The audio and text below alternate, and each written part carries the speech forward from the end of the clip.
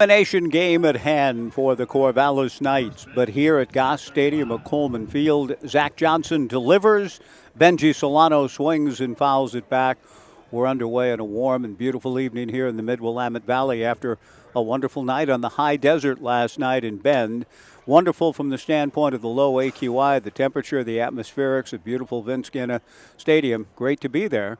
But the Elks had the better time of all in defeating the Knights to put the Knights up against it. The strike one pitch missing from Zach Johnson. Zach trying to play the role of stopper tonight. Comes to the plate on the 1-1 pitch and delivers a fastball on the inside corner for strike two. 1-2 to Benji Solano. Zach Johnson rocks back from out of a stretch position and delivers high and away. 2-2 to Benji Solano, leading off at shortstop for Bend. Makoa Sniffen batting second at second base. Andrew Graham hitting third, the DH. Easton Amundsen, the cleanup hitter at first. Breaking ball swung on and missed. Strike three and a good start for Zach Johnson and the Corvallis Knights. Ryan Vandenbrink batting fifth and catching for Bend. Teddy Tokheim hitting sixth and left. Jack Lafitte batting seventh at third base. Batting eighth in right field for the Elks, Zach Carlson. Eli Pupo hitting ninth in center field. And Lucas Hines, a 6', 210-pound left-hander, getting the start. The pride of Meridian, Idaho. One out, nobody on. Makoa Sniffen, the batter. Zach Johnson to the plate. First pitch is in the turf. Ball one, 1-0. You note the absence of the league's batting champion in 2025 and incoming Oregon State Beaver, Jace Miller. Jace injured his MCL on that diving catch last night that the Knights thought Jace trapped. Jace made a great catch to help quell a modest Beaver threat, and Jace paid a price for it and is waiting on a second opinion about the prognosis.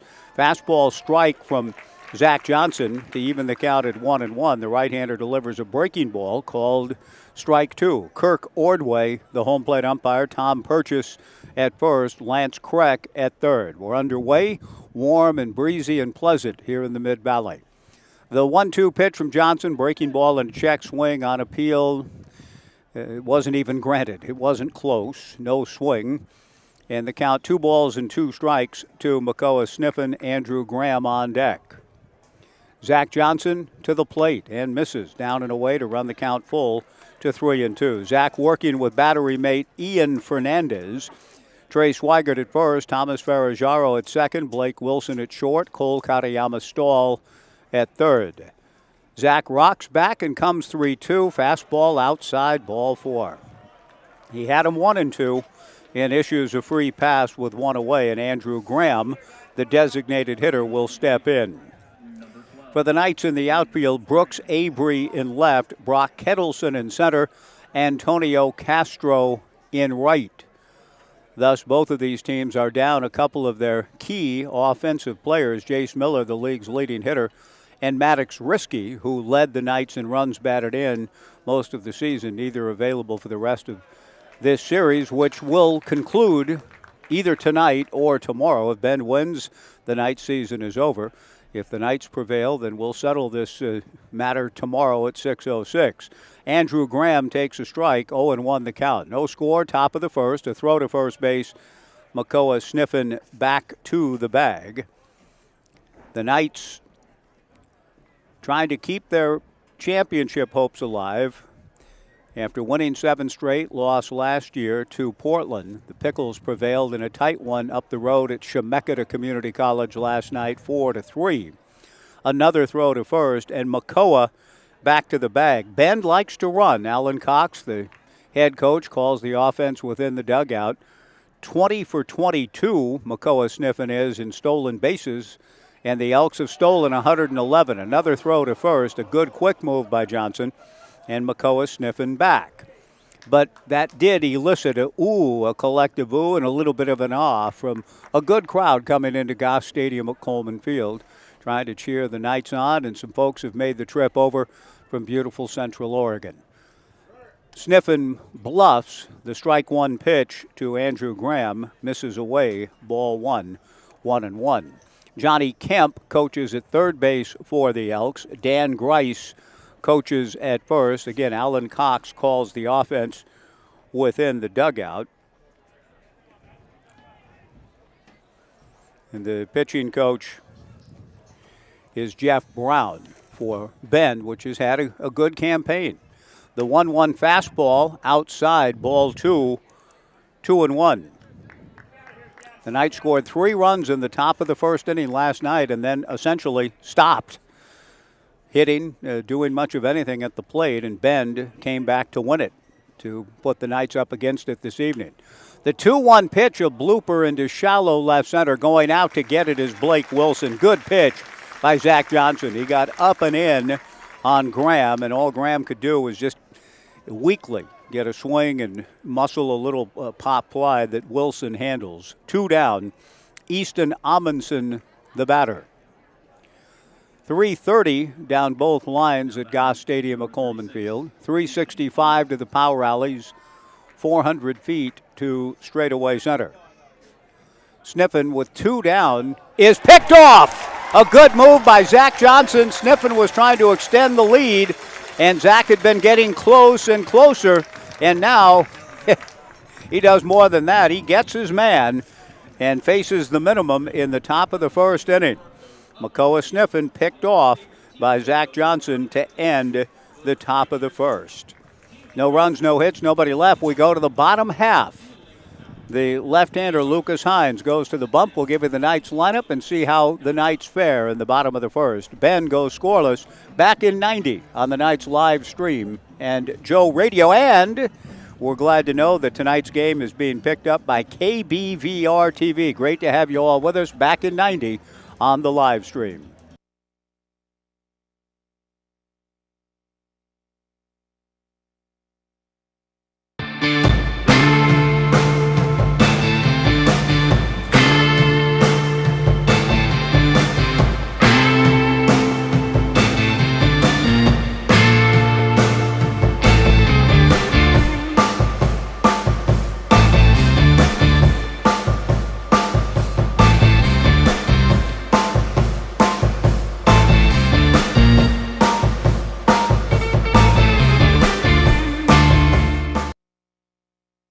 At Eugene Airport, we want to say thank you.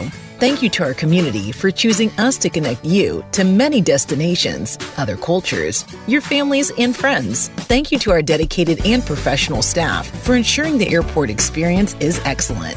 And thank you to local residents and businesses for making us who we are. We are proud to serve you, our region, and beyond. Together, we continue to grow and thrive. Thank you for flying local and for flying EUG.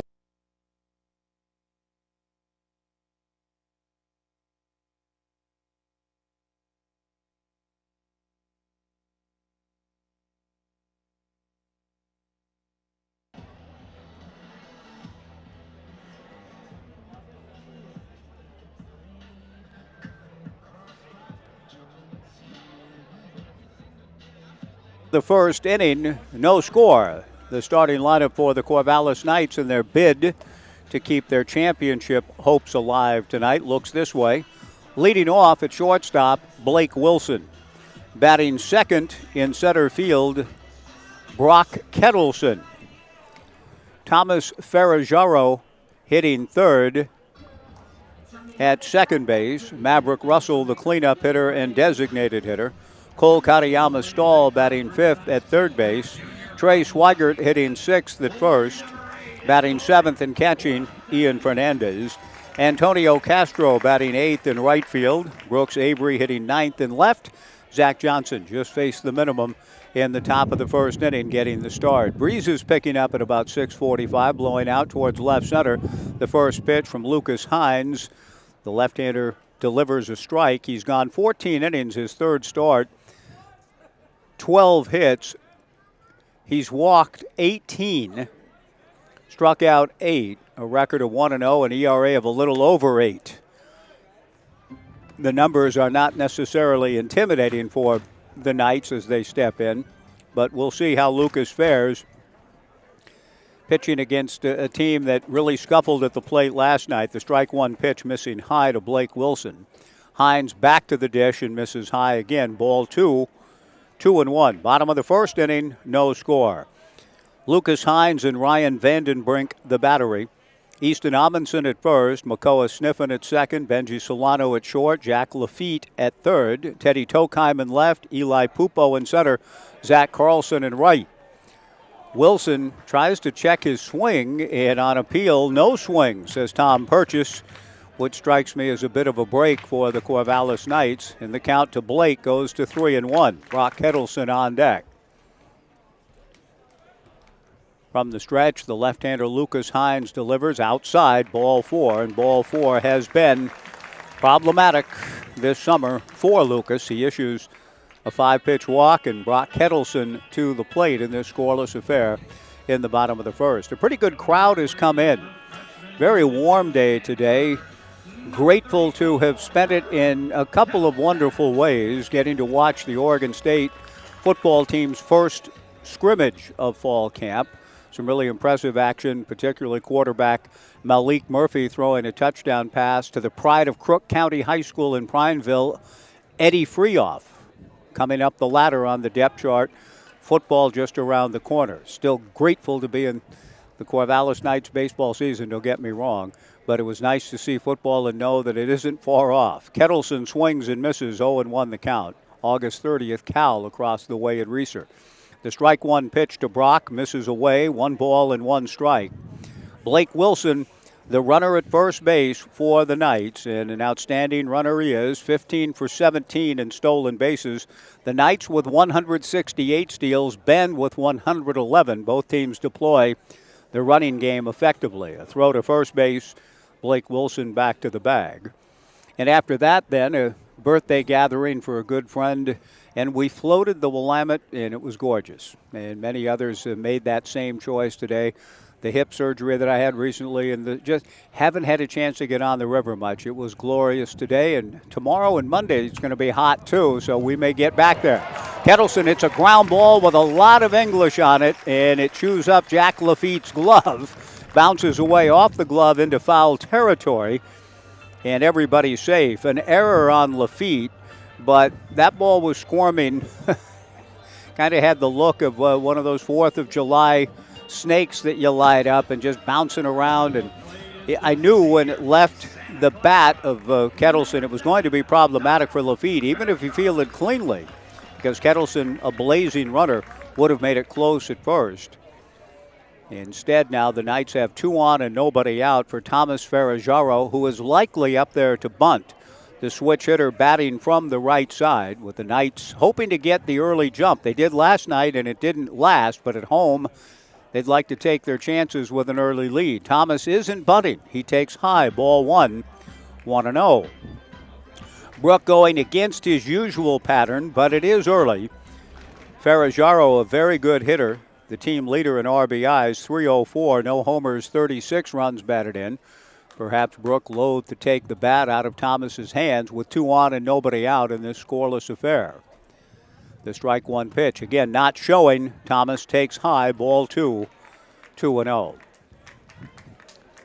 It was a quick but delightful trip over to Bend yesterday. Always love it. The only one I've been able to make this summer. And to get over and be blessed with an AQI of between 18 and 25, depending on the reporting station, to see the clear blue skies and the resplendent cascades in the background throughout the evening. It was a blessing to be there with that great atmosphere in that old, wonderful ballpark. The 2-0 pitch, Ferrajaro takes a strike, and the count 2-1. The fans were really into it, and I think gave a big lift, too. You could tell by the way the Elks players were reacting to all the good things that they did, and whenever they would score, get a hit, the crowd was into it. It was a fun atmosphere to be in. Now the Knights fans hoping to return the favor tonight. 2 on, nobody out, no score, bottom of the first. Out of the stretch works Lucas Hines, breaking ball just inside, ball 3, and Ryan Vandenbrink shows his displeasure, I think, with the call by Kirk Ordway more than anything else. Almost looked heavenward, asked for time, and will go out to the mound and talk to Lucas Hines, but I think more than anything else, Kirk was upset that Ordway did not construe that pitch as a strike. Kirk is the home plate arbiter this evening, with Tom Purchase, the first base umpire, and Lance Kreck at third. Brooke Knight going through a series of signs from the third base box. A leadoff walk to Blake Wilson. Brock Kettleson aboard on an error. 3-1 to Thomas Ferragero. Maverick Russell on deck. Vandenbrink settles back in, back of the plate, goes to one knee, his right knee, as he sets up for the 3-1 pitch, which is very high to load the bases. We'll see if that prompts some early activity for the Bend Elks. They have the luxury of a tomorrow. The Knights do not. They have to win to play their way into tomorrow. And Jeff Brown, the pitching coach, asks for time and is striding slowly out to the mound. With some stirring going on, peering through the fence and the chain link fence. It looks like a right-hander beginning to stretch out. Not throwing, but in the throwing motion. And we'll try to keep an eye on just whom that might be. It looked to me like it was Carter Hess, who has appeared in 3 games and worked 5 2/3 innings. A position player, versatile utility player that was going through some throwing motions, not actually yet playing a game of catch out in the left field bullpen. Maverick Russell, the batter, with the bases loaded, nobody out, no score, bottom of the first inning. Maverick, the hottest hitter on the Knights team. The right guy to have up, hitting .276 during the course of the regular season. Had another run batted in last night, 20 on the year. Left on left, breaking ball down and away, ball 1, 1-0. Blake Wilson at third, Brock Kettleson at second, Thomas Ferragero at first. Nobody out. The infield at double play depth up the middle for the Elks. Lucas Hines comes set. The 1-0 pitch. Fastball for a strike. Maverick was taking all the way. The count 1-1. Cole Katayama Stahl on deck. One of the better crowds I've seen in terms of a playoff game when there's no ability to plan for it. It's not on the pocket schedule or the refrigerator magnet schedule, is it? No, but here they are, understanding what the game means and coming out in good numbers. The Knights have built a tremendous core of a fan base here since moving in 2007.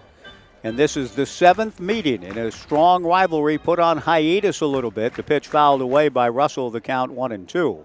7 meetings in postseason play between 2008 and 2015. The 1-2 pitch way outside. Good block by Ryan Vandenbrink to even the count at 2-2. And after the 2015 Bend triumph in the best 2 out of 3 series, this is the first time in 10 years that they've gotten together in the postseason, and Bend has the upper hand at the moment, up 1-0, but the Knights trying to get the early lead tonight. The 2-2 breaking ball popped foul and playable for Ryan Vandenbrink, who makes the catch near the Knights dugout. One away. The thing that's frustrating, I'm sure, for Maverick is he went after a pitch that would have been ball 3 and just wasn't able to get the barrel to it in time to do any damage and fouls out. One away. Good work by Lucas Hines. And now Cole Katayama Stahl, the batter, with the Knights hoping to avoid some of the frustrations that beset them last night in the Game 1 loss at Vince Jenna. The pitch from Hines, fastball away, 1-0. I will probably go back and forth between Genna and Jenna because Vince himself did after visiting the old country, going back home to his roots in Italy. He'd been calling himself Vince Genna over here most of his life, visited his family in Italy, and they said, no, Vincent, it's Jenna. He came back, said, you got to call me Jenna once in a while to honor the family back home. The 1-0 pitch, high and away, ball 2. So if I go back and forth, I'm only following the example of the great man himself, Mr. Baseball, who did so much for Central Oregon and youth and baseball for so many years, the director of Parks and Rec, establishing so many of the parks and trails that so many have enjoyed through the decades. The 2-0 pitch swung on and missed, and the count 2-1. No score, bottom of the first inning. Lucas Hines walked Blake Wilson. Kettleson aboard on an error. Ferrajaro walked. Maverick Russell fouled out. Now 2-1 to Katayama Stahl. Cole takes outside, ball 3, 3-1. Another left-handed hitter, Trey Swigert, on deck. Lucas Hines from the left side. 3 balls and a strike. And Cole Katayama Stahl, given the numbers for Lucas and the 2 walks already, needs to be very selective. He doesn't like what he sees, and he takes, and it's a strike. Good work by Lucas. Still in the fight with Katayama Stahl, an account of 3-2. Hines working out of the stretch, peering into Ryan Vandenbrink. Blake Wilson at third, Brock Kettleson at second, Thomas Ferrajaro at first. The 3-2 pitch is taken. Low and away, ball 4. And the Knights get the early lead, 1-0, with Blake Wilson coming down the line, touches home. And the Knights will take their chances with an early lead for the second straight game. Last night at Vince Guenna, the Knights scored 3 in the top of the first, but to the great credit of the Elks, they came right back in the bottom of the first to score 3 and essentially controlled proceedings from that point on. 1-0 Knights, Trey Swigert the batter. The bases remain loaded with 1 out. Trey takes up and in from Lucas Hines. Ball 1, 1-0. Put the glasses back on and see if there's anyone actually throwing now in the Elks bullpen. Difficult to discern. 1-0 to Trey Swigert with the bases loaded and 1 out and a run in. Hines comes back 1-0 and misses again. Ball 2. 2 balls and no strikes. It just doesn't feel as though Jeff Brown and Alan Cox would go too much longer. If another Jim Bouton special occurs, a ball 4, I think that would probably signal the end of the evening for Lucas. 2 balls and no strikes with the sacks full and 1 out, and the 2-0 pitch is high and inside, ball 3. We may be coming to that moment of reckoning here in a moment. 3-0 to Trey Swigert. Ian Fernandez on deck. Hines trying to battle his way through and stay in the game, and in a very real sense, last night it was a similar situation for the starter Eric Pajunas, who got through a troublesome first. The 3-0 pitch from Hines just misses inside, ball 4 to Trey Swigert. Trey picks up an RBI on the bases loaded walk. Kettleson eases his way down the line. Steps on the plate for the Knights' second run of the inning, 2-0, and Ian Fernandez the batter.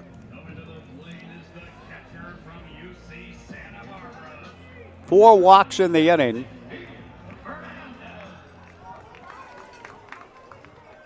Again, it's difficult to see through the kind of the bright sunlight and the fence and so on, but I'm not sure anyone's throwing yet. Back of Lucas, and his first pitch seemed to surprise Ryan Vandenbrink. A breaking ball up, ball 1, 1-0 to Ian. 2-0 Knights, bottom of the first inning. Bases loaded, 1 out. The infield remains at double play depth. From the stretch, Lucas to the plate. Fernandez waves at the 1-0 pitch and doesn't get it, and Brook was not pleased with the swing. Again, I think the pitch was a little bit out of the zone. So for a guy that's struggled with his control mightily as Lucas has, you don't want to give him any help at all. That seemed to be the nonverbal I caught from Brook. 1-1 to Fernandez. Breaking ball up and away. Ball 2, 2-1. Thomas Ferrajaro at third, Cole Katayama Stahl at second, Trey Swigert at first. 2-1 to Ian Fernandez. 2-0 Knights. Looking to take their chances with the crooked number lead again, and they're a pitch away from a 3 spot again. The 2-1 offering to Fernandez is high. Ball 3, 3-1.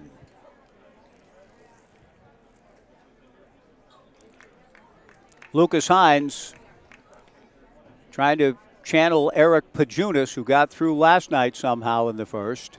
The 3-1 pitch, very high. Ball 4 to Fernandez. And the Knights lead it 3-0. Thomas Ferrajaro scores. A bases loaded walk and an RBI for Ian Fernandez. And that brings Antonio Castro to the plate. It was at this point last night where Pajunas found himself. Now, he didn't walk as many as we've seen the left-hander Lucas Hines deal with tonight. 3 straight and 5 in the inning. But he'd given up 3 runs and then worked his way out and stayed in the game and pitched very well. His first delivery to Antonio Castro misses high. Ball 1. 3-0 Knights, bottom of the first. Bases loaded, 1 out. The 1-0 pitch. Castro hammers it toward the gap in right center. Zach Carlson on the move. Can't get it. It goes all the way to the fence. Katayama Stahl scores. Trey Swigert scores. Into third base goes Ian Fernandez. A 2-run double for Castro. The Knights lead it 5-0.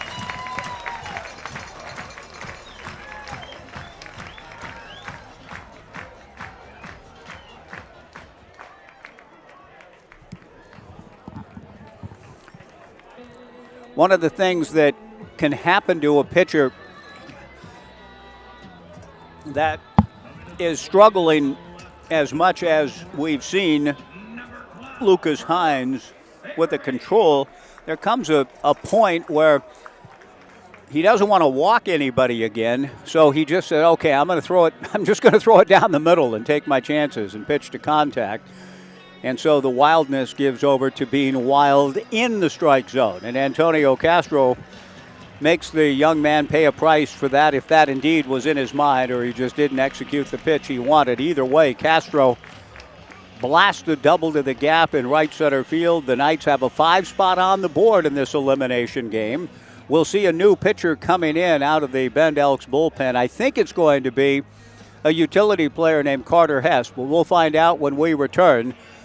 The Knights 5, Bend nothing. Bottom of the first inning, Brooks Avery to face the new pitcher as the Knights bat around. Back in 2 on the Knights live stream, KBVR TV and Joe Radio.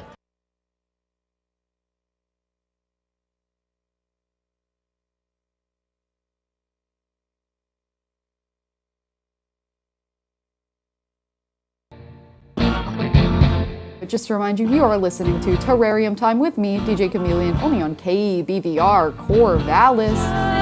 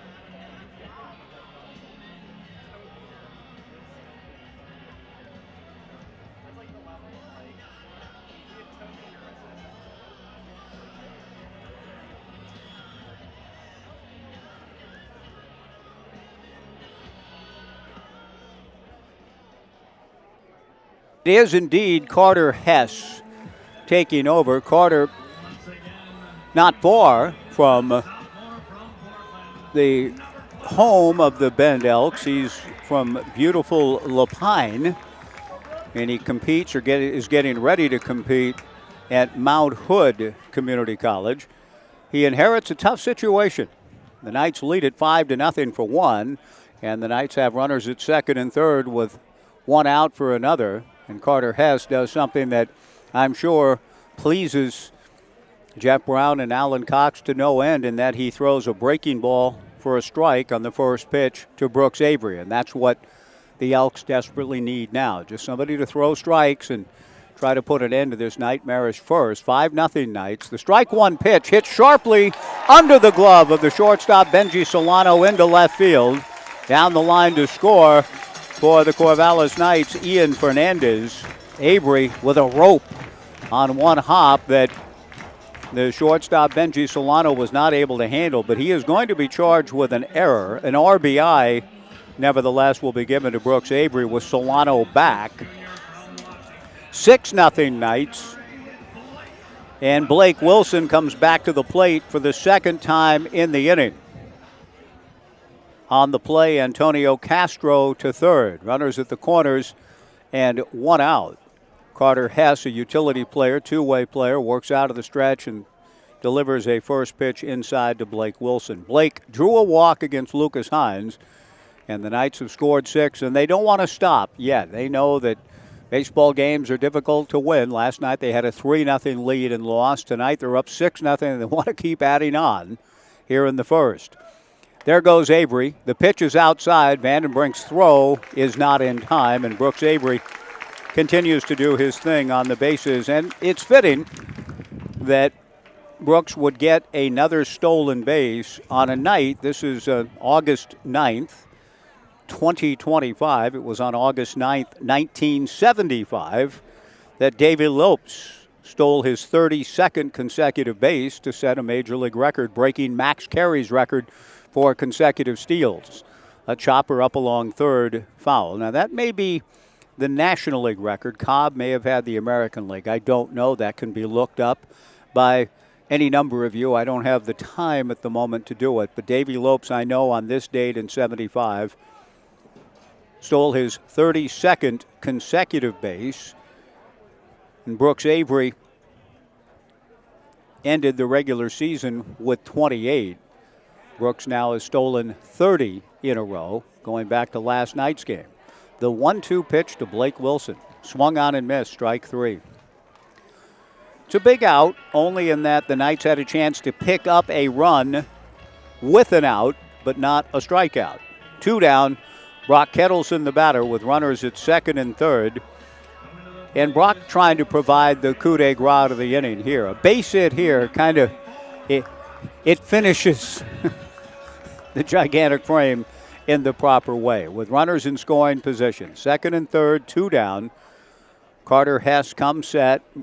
Brock Kettleson trying to deliver the 2-out, 2-run base hit. It would not be a knockout punch because there are many innings yet to play, but it would certainly be a gigantic hole for Ben to try to dig out of. The pitch missing away to Brock, ball 1, 1-0. Antonio Castro at third, Brooks Avery at second, 2 down, 6-0 Knights. Kettleson aboard on an error earlier in the inning. He takes just outside, ball 2, 2-0. The switch hitting Thomas Ferraggiaro on deck.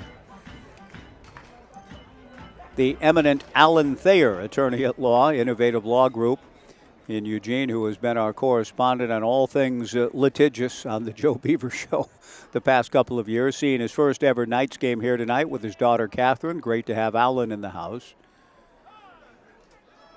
Pitch clock violation charge to Carter Hess, taking too long, and so the count goes to 3-0 to Brock Kettleson with first base open. Thomas Ferraggiaro waiting his turn. The Knights leading 6-0. They have one hit in the inning. That was the 2-run double by Castro. Antonio from third, Brooks Avery from second. Kettleson takes, and he was taking all the way. The bat on his shoulder, Dick Wakefield style, takes a strike, and the count 3-1. Carter Hess on in relief of Lucas Hines.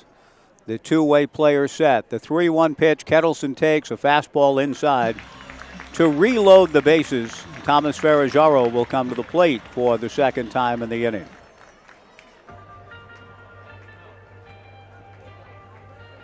6 walks issued by Ben pitching in the inning. Thomas Ferrajaro drawing one of them and scoring one of the 6 runs. 6 runs, 1 hit.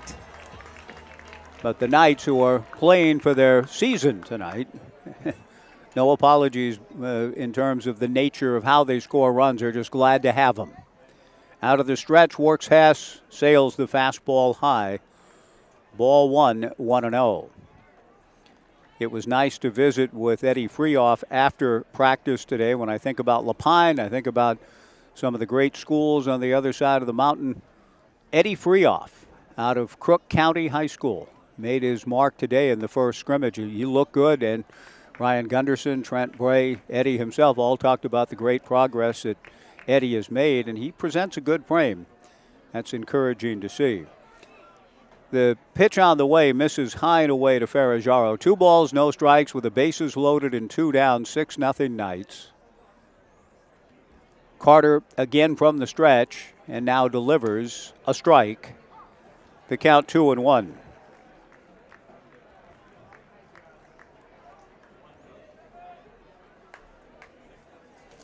Carter went to Summit High School, but his hometown listed as Lapine.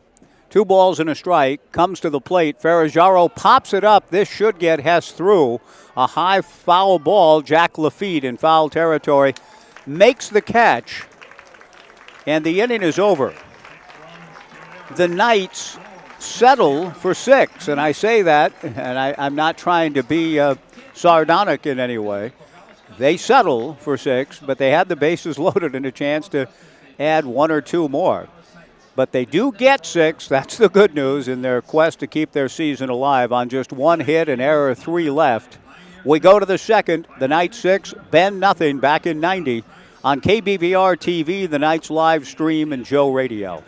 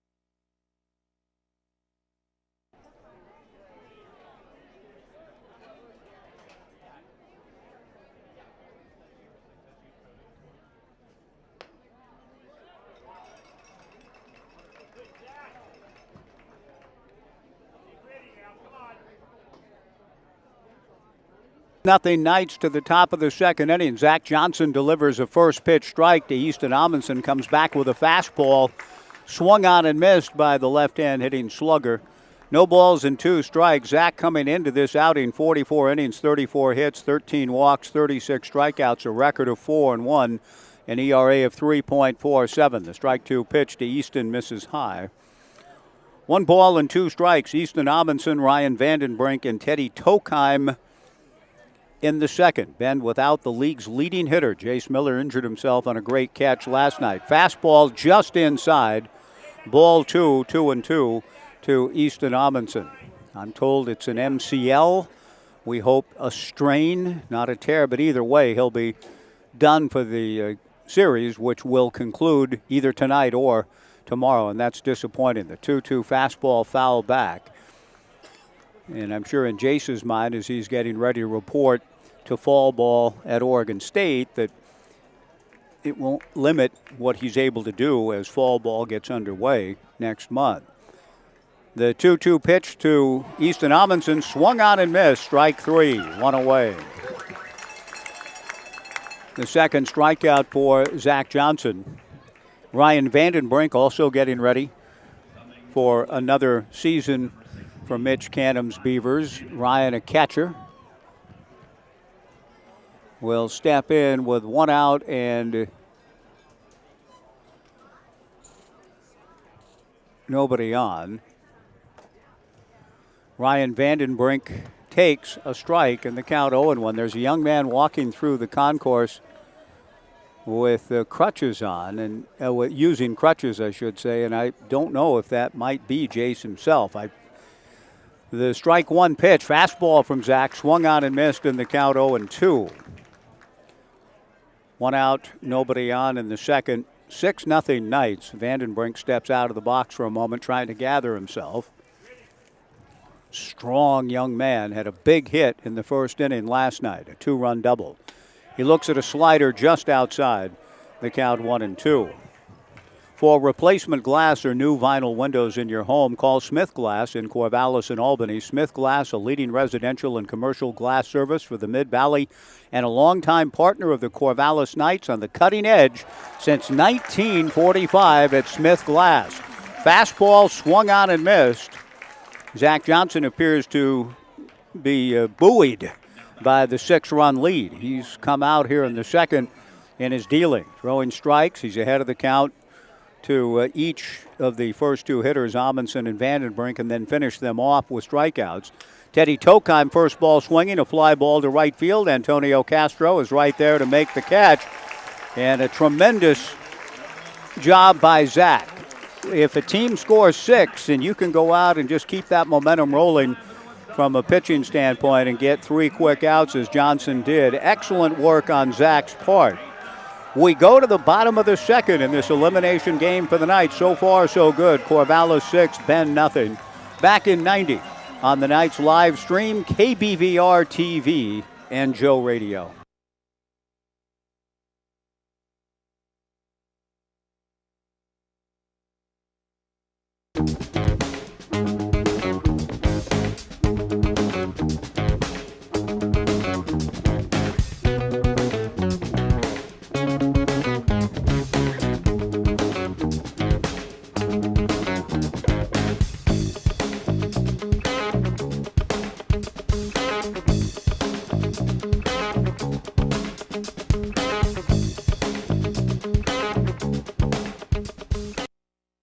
Airport. We want to say thank you. Thank you to our community for choosing us to connect you to many destinations, other cultures, your families, and friends. Thank you to our dedicated and professional staff for ensuring the airport experience is excellent. And thank you to local residents and businesses for making us who we are. We are proud to serve you, our region, and beyond. Together, we continue to grow and thrive. Thank you for flying local and for flying EUG.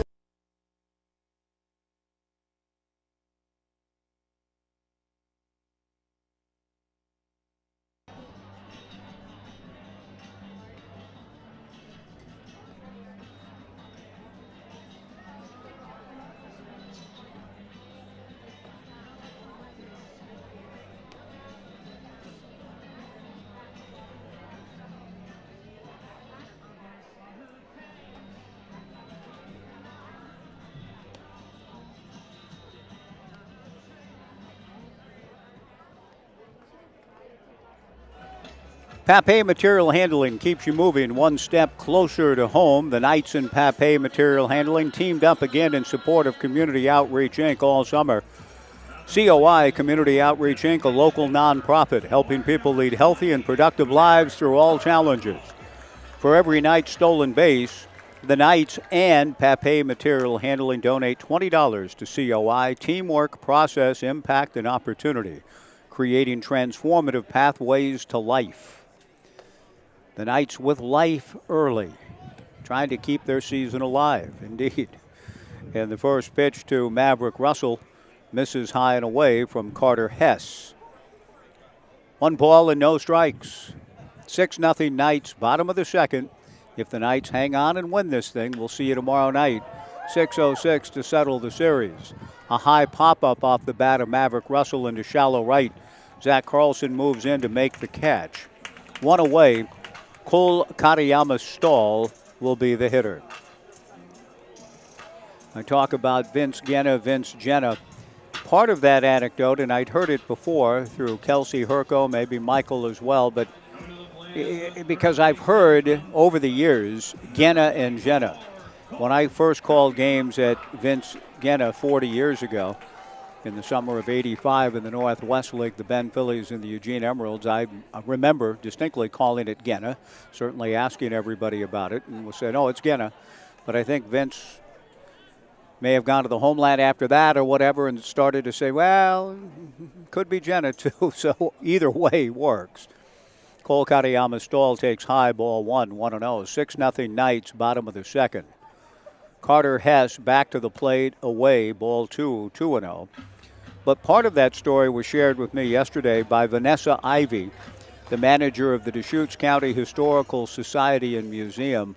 What a delightful person, and I've got something to share that means so much to me, and I hope some of you know her and have visited the museum. Katayama Stahl hits foul off to the left and out of play. Waldo away. The count 2-1. As I was making my way in from Sisters, got back in cell service and making my way in from Sisters into Bend, I had seen an article in the Bend Bulletin in the archives from 2014 or 2013 it might have been, about the history of baseball in Bend that the Bend Bulletin wrote about under the auspices of Vanessa Ivey and the Deschutes County Historical Society and Museum. A pitch to Cole Katayama Stahl misses. The count goes to 3-1. 1 out, nobody on in the second. 6-0 Knights. Carter Hess to the plate. Katayama Stahl fouls it back to run the count full. The upshot of my call was to see if there might be any information in the archives or anywhere that Vanessa, an inveterate researcher of the game of baseball, and particularly in her adopted town of Bend, about an old coach of mine. The 3-2 pitch is ball 4 to Katayama Stahl, the 7th walk issued by Bend pitching. It comes with 1 out. Trey Swigert, who drew a bases-loaded walk for an RBI last inning. The big man strides to the plate with the Knights looking to add to their 6-0 lead. My coach was a dear man, a dear soul, named Jack Widner. Jack was my Little League coach for one summer, the summer of '71 in Southern California, when I shared with him that we would be moving to Oregon as soon as we sold our house, and it took us almost 2 years to do so. But when I shared with Coach Widner, Mr. Widner as we all call him, Trey takes high and away, ball 1, that we would be moving to Oregon, his eyes lit up. He said, Oregon? If you go to Oregon, you've got to go to a town called Bend and visit their ballpark. I'd never heard of Bend. The 1-0 pitch to Trey Swigert, a strike, and the count 1-1. But he went on and on. He said, it's the most beautiful ballpark I've ever pitched in. I pitched there in the 50s, and I've never forgotten it, so please go there for me. If you end up in Oregon, wherever you live, make sure you go to the ballpark in Bend. And he was referring to what became known as Vince Genna Stadium. The 1-1 pitch, Swigert swings and fouls it into the mid of Ryan Vandenbrink. 1-2 the count. Cole Katayama Stahl at first, 1 out, 6-0 Knights in the second. I called Vanessa Ivey, kind of shared all of that with her, and then went and called the ball game between the Elks and the Knights last night at Vince Genna. But that was all it took for her. She was spurred by that, and when I finished the game and got in my car to make the drive back through the pass, time is called and another pitch clock violation, this one on Carter Hess to run the count to Trey Swigert, 2-2. Taking too much time, did Carter, to get the pitch away, and Tom Purchase espied that. 2 balls and 2 strikes. Swigert takes outside, ball 3. The email from Vanessa Ivey was just a thing of kindness. She did a deep dive and reported back Jack Widner's entire statistical numbers, which I never knew. There goes Katayama Stahl. The 3-2 pitch is strike 3 called. The throw to second is not in time. The pitch to Trey appeared to be low. Trey Swigert walks away muttering and shaking his head, but strike 3 called on Swigert on the 3-2 pitch. 2 down and Ian Fernandez the batter. A stolen base for Katayama Stahl. And she found a specific game that my coach pitched in 1954 and reported all of this back to me in an email. And then she went further and said if Jack Woodner were still alive, he'd be 98 years of age. The pitch to Ian Fernandez swung on and missed, and the count 0-1. Then she added, but I looked him up, and there's an obituary for a Jack Dewey Woodner in Southern California, passing away in Los Angeles in 2011, 14 years ago. The strike one pitch, Fernandez a rope to center, but right at Eli Pupo, who makes the catch to retire the side. The Knights scored 6 last inning, a goose egg on the board here in the second. She did all of that, and I'm almost certain that she found my old coach in his records as a pitcher, his time in Bend that made such an impression on him, and I think found his obituary too. And today I've listened several times to Mike and the Mechanics and the Living Years, and I've almost teared up thinking about how I wish I would have gone on that kind of search earlier and been able to find a Vanessa Ivey and share the fruits of that kind of search with my old coach, who I only played for one summer, but have never forgotten him, Jack Woodner. Thank you, Vanessa Ivey, for all of that, going out of your way, beautiful, kind, and touching research you did.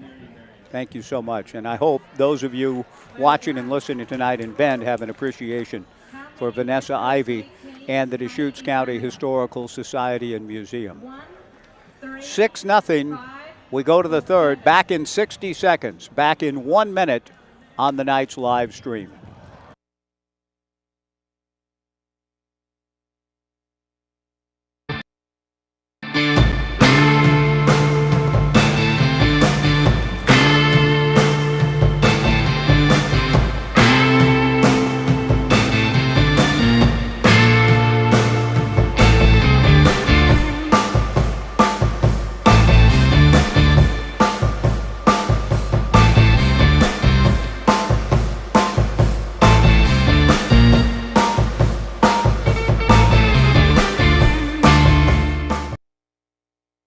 Health insurance doesn't have to break the bank.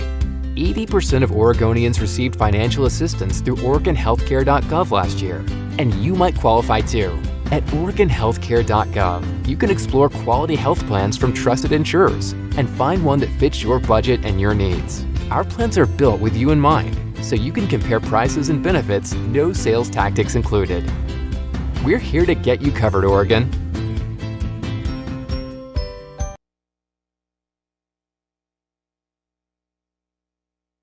Holman Field, the Corvallis Knights leading the Bend Elks by a score of 6-0.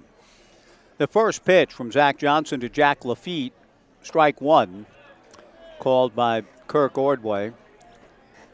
The strike one pitch missing a bit high and inside. 1 ball and 1 strike to Jack Lafitte. Zach Carlson on deck with Eli Pupo to follow. The 1-1 pitch in there for strike 2. Ordway, Ordway. Kirk Ordway.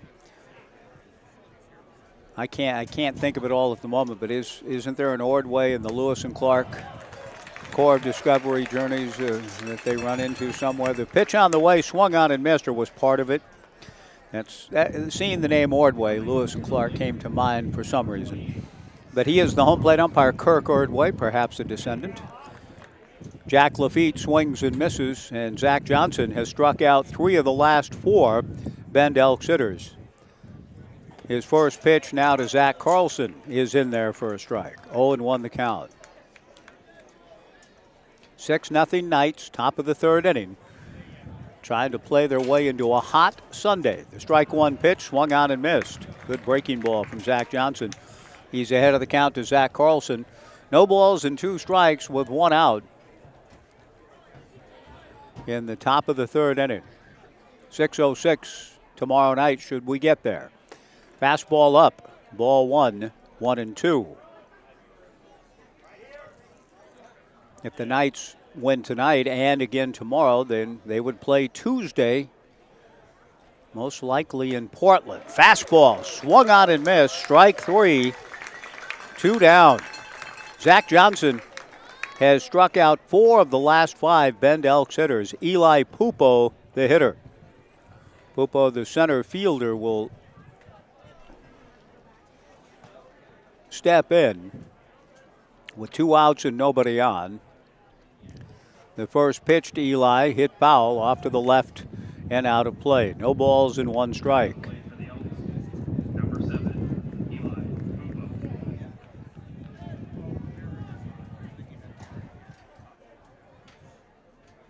The strike 1 pitch rolled slowly foul in front of the Bend Elks dugout on the first base side. Eli, a local kid of sorts, indeed, out of Redmond High School, and getting ready to take his talents to Eugene and Bushnell. The strike 2 pitch missing down and away. 1-2 to Eli Pupo with Zach Johnson a strike away from fanning the side. 6-0 Knights in the third. The 1-2 pitch.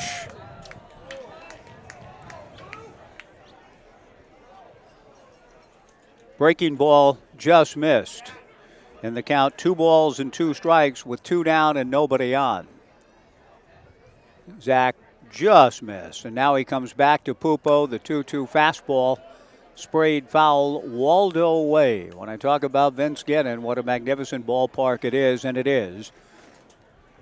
Became the home of baseball in Bend after O'Donnell Field had served the community for many years. Vince Gannon opened in 1946. Wasn't called Vince Gannon then, Municipal Stadium.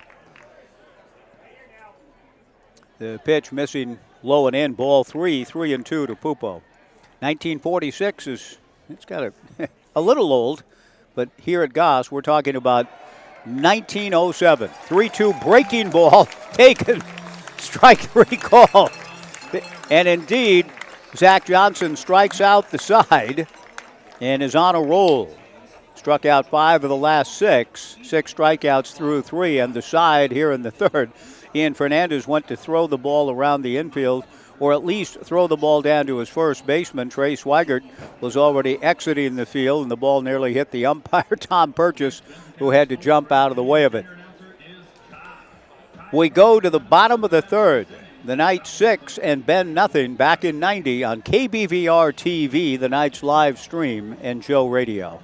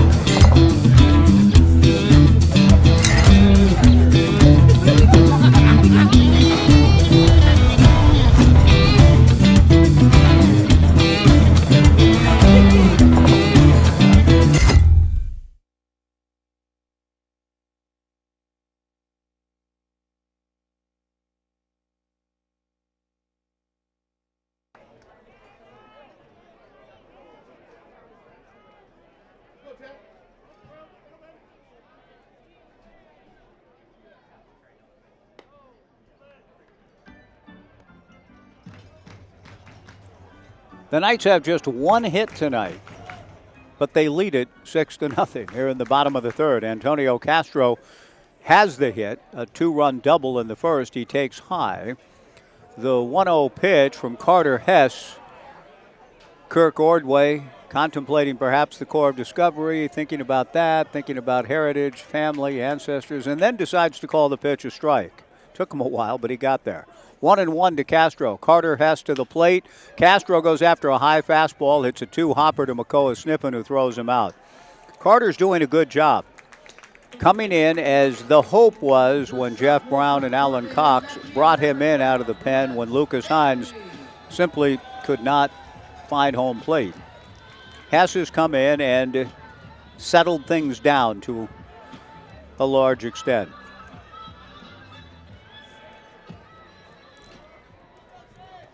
And in fact, he is not allowed a hit. He did issue a walk in the first inning and one in the second, but he has an out here in the third. He misses with a breaking ball to Brooks Avery. Ball 1-0. But that's all in the kind of long relief outing the utility two-way player was asked.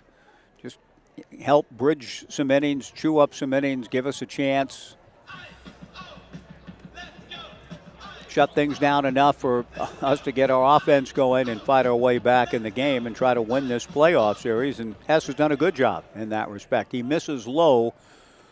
Ball 2-0. Avery swings and dunks one into left center field. Base hit. Eli Pupo comes out of the bright sunlight into the shadows of the overhang of the Omaha room and plays the baseball back into the infield. A one-out single for Brooks Avery. The Knights with 2 hits.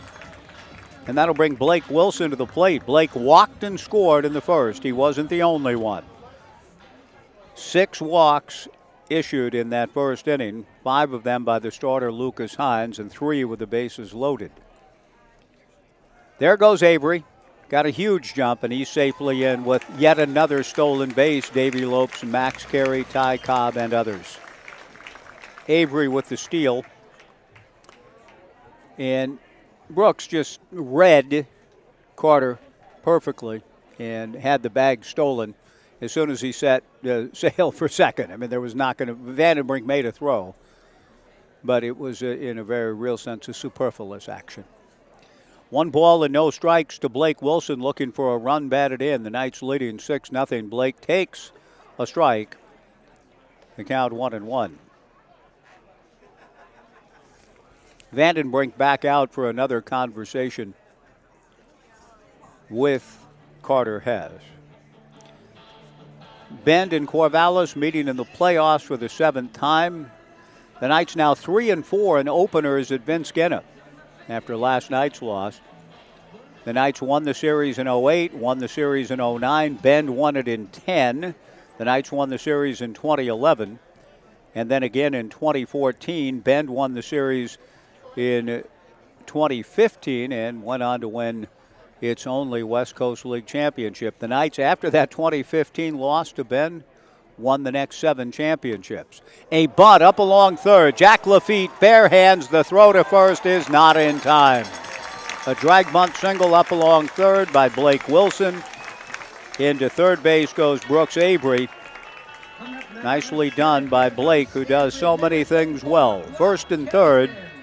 1 out for Brock Kettleson, with the Knights leading 6-0. 2 speedsters on the base paths. Ryan Vandenbrink comes out in front of the plate for coverage signals and what Ben wants to do.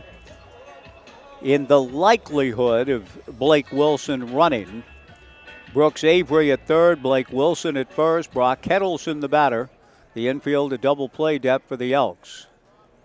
Carter Hess from the stretch. There goes Wilson. The pitch is very high, and Vandenbrink doesn't throw the ball anywhere. He looked at second, he looked at third, and held on, and Blake Wilson into second base with a steal. So the double play no longer in order. Coach Cox instructs the infield to play back at normal depth. Kettleson with a great opportunity for an RBI here. 6-0 Knights, bottom of the third. The pitch on the way. Kettleson will get an RBI. A ground ball to second. A big hop from Makoa Sniffen, who throws Brock out. But on the play, Brooks Avery down the line to score. And the Knights lead it 7-0. Kettleson getting the job done. And on the play, Blake Wilson into third. Thomas Ferraggiaro, the batter. Our junior announcer tonight is Kai Mayfield. He has done an excellent job through the summers. Starting at a very young age, he's been coming to this ballpark a lot like Corey Jean Galvin, KJ. We talked about Jim's granddaughter a couple of nights ago when I learned the sad news about my ballpark friend Jim passing away in January. Corey Jean grew up here. She's been coming to the games here since she was 2 years old, and 20 now. Ferraggiaro takes a strike, the count 0-1. Kai Mayfield started at a very young age too, and we hear a young man who's evinced an interest in getting into sportscasting, and he is doing the junior announcing tonight here and sounding very good, like he's got a path in that field, so should he so choose. 7-0 Knights, bottom of the third. Blake Wilson at third, 2 down. Thomas Ferragero pulls a soft liner back of first, caught by Easton Amundsen.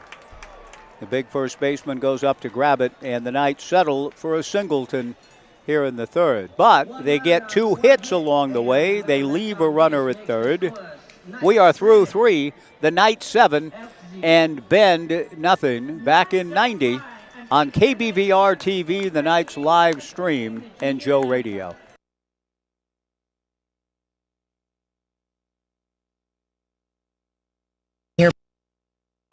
We want to say thank you. Thank you to our community for choosing us to connect you to many destinations, other cultures, your families, and friends. Thank you to our dedicated and professional staff for ensuring the airport experience is excellent.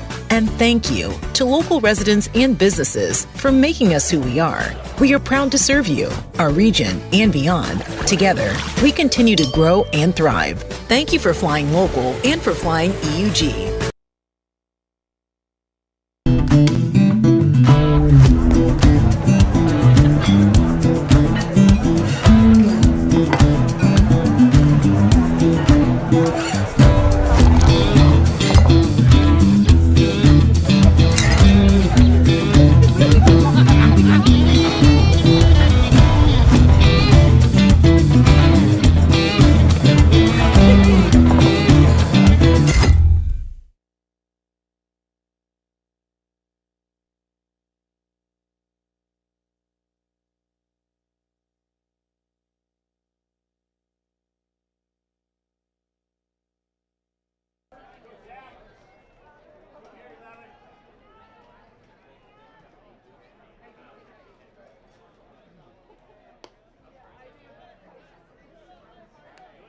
At Goss Stadium at Coleman Field, the Knights 7 runs, 3 hits, and no errors. The Bend Elks, no runs, no hits, and 2 errors. Zach Johnson goes to work on Benji Solano, misses high and away.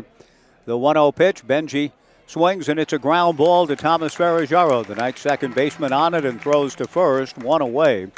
Zach Johnson has faced the minimum through 3 1/3. He struck out the side last inning, has 6 strikeouts through 3. McCullough sniffing the batter. McCullough drew the 1 pre-pass that Zach has yielded. The Elks without a hit to this point. The pitch on the way to McCullough.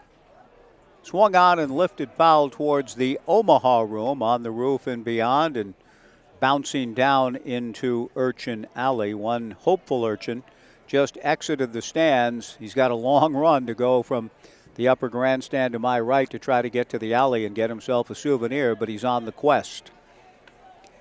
The strike 1 pitch missing up and in to McCullough. 1 ball and 1 strike. 7-0 Knights, top of the 4th. The 1-1 fastball swung out and missed, and the bat slips out of the hands of McCullough sniffing. 1-2 the count. Jerry Hubbard, Jerry Reed, eastbound and down. When you're hot, you're hot. That Jerry Reed. I heard Doug Gottlieb using Eastbound and Down as a get-back song on his national show on Fox Sports Radio the other day, and he spoke of Jerry Reed, and it was good to hear. Jerry Reed wrote a song called Pave Your Way Into Tomorrow. The 1-2 fastball foul back. Well, the Knights are trying. I've always thought of that song when I say the Knights are trying to, the Beavers or whomever, when facing elimination games, whichever team over the years, and it comes up here and there, trying to play their way into tomorrow, and so far so good. A high pop-up to shallow left. Brooks Avery takes charge behind shortstop Blake Wilson and makes the catch. 2 down, and Andrew Graham, the batter. Andrew popped to short in the first. Established back in 2008, Block 15 Brewing in Corvallis aims to elevate excellence in the craft beer experience, measured by their endless passion and their drive for accessible brilliance. This summer, we hope you've enjoyed Block 15 beers in the Block 15 Beer Garden here at the ballpark. First pitch fastball strike to Andrew Graham.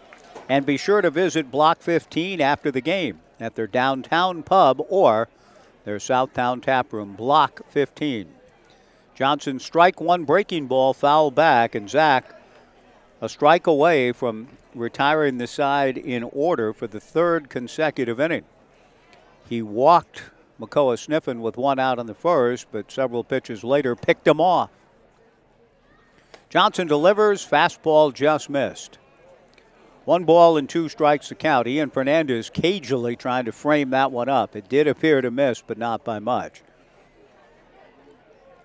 Zach ready. The right-hander comes back to the plate. Breaking ball in the turf. 2 balls and 2 strikes. Zach in a game the Knights have to win to keep their season alive. On his way to Linfield, a young man out of Lake Ridge High School, 2 seasons with the Portland Pilots, delivers and misses. And the count goes full to 3-2. He was 0-2. Easton Amundsen on deck. 7-0 Knights in the fourth. The 3-2 pitch, fastball lifted to right and playable. Antonio Castro backs up a couple of steps, makes the catch. Another 1-2-3 inning for Zach Johnson, who has faced the minimum through 4. We go to the bottom of the 4th inning on this warm, pleasant night in the Mid-Valley, and a pleasant experience thus far for the home team. The Knights 7, Bend nothing. Back in 90 on KBVR TV, the Knights live stream, and Joe Radio.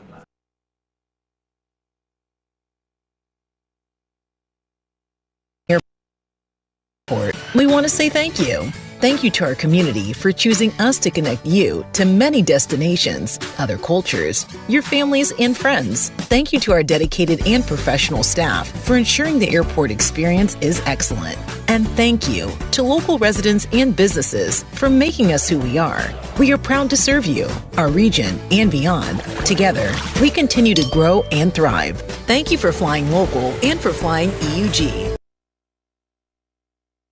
Doesn't have to break the bank. 80% of Oregonians received financial assistance through OregonHealthcare.gov last year, and you might qualify too. At OregonHealthcare.gov, you can explore quality health plans from trusted insurers and find one that fits your budget and your needs. Our plans are built with you in mind, so you can compare prices and benefits, no sales tactics included. We're here to get you covered, Oregon.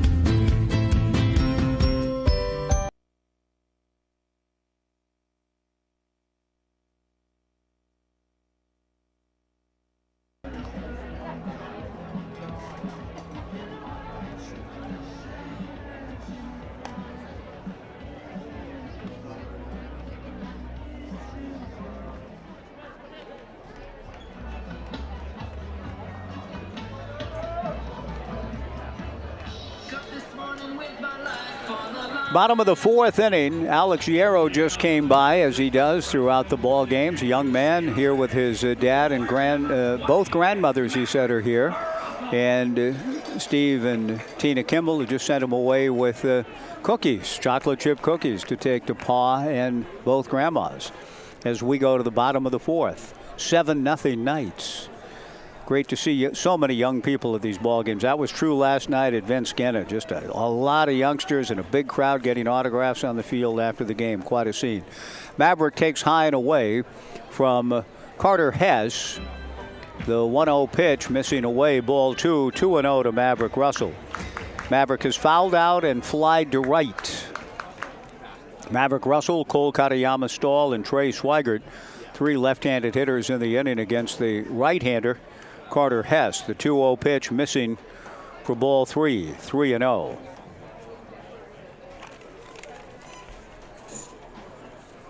Carter from the stretch with nobody on. The 3-0 pitch high and away. Ball 4. The 9th walk issued by Ben pitching tonight. And that goes a very long way in explaining the scoreboard. The Knights 7 runs on just 3 hits, but 9 walks, a couple of errors mixed in as well for Ben. And the Knights with the leadoff free pass to Russell. Cole Katayama Stahl's been up twice. He's walked twice. One of the walks came with the bases loaded. He swings and misses the first pitch. 0-1 the count.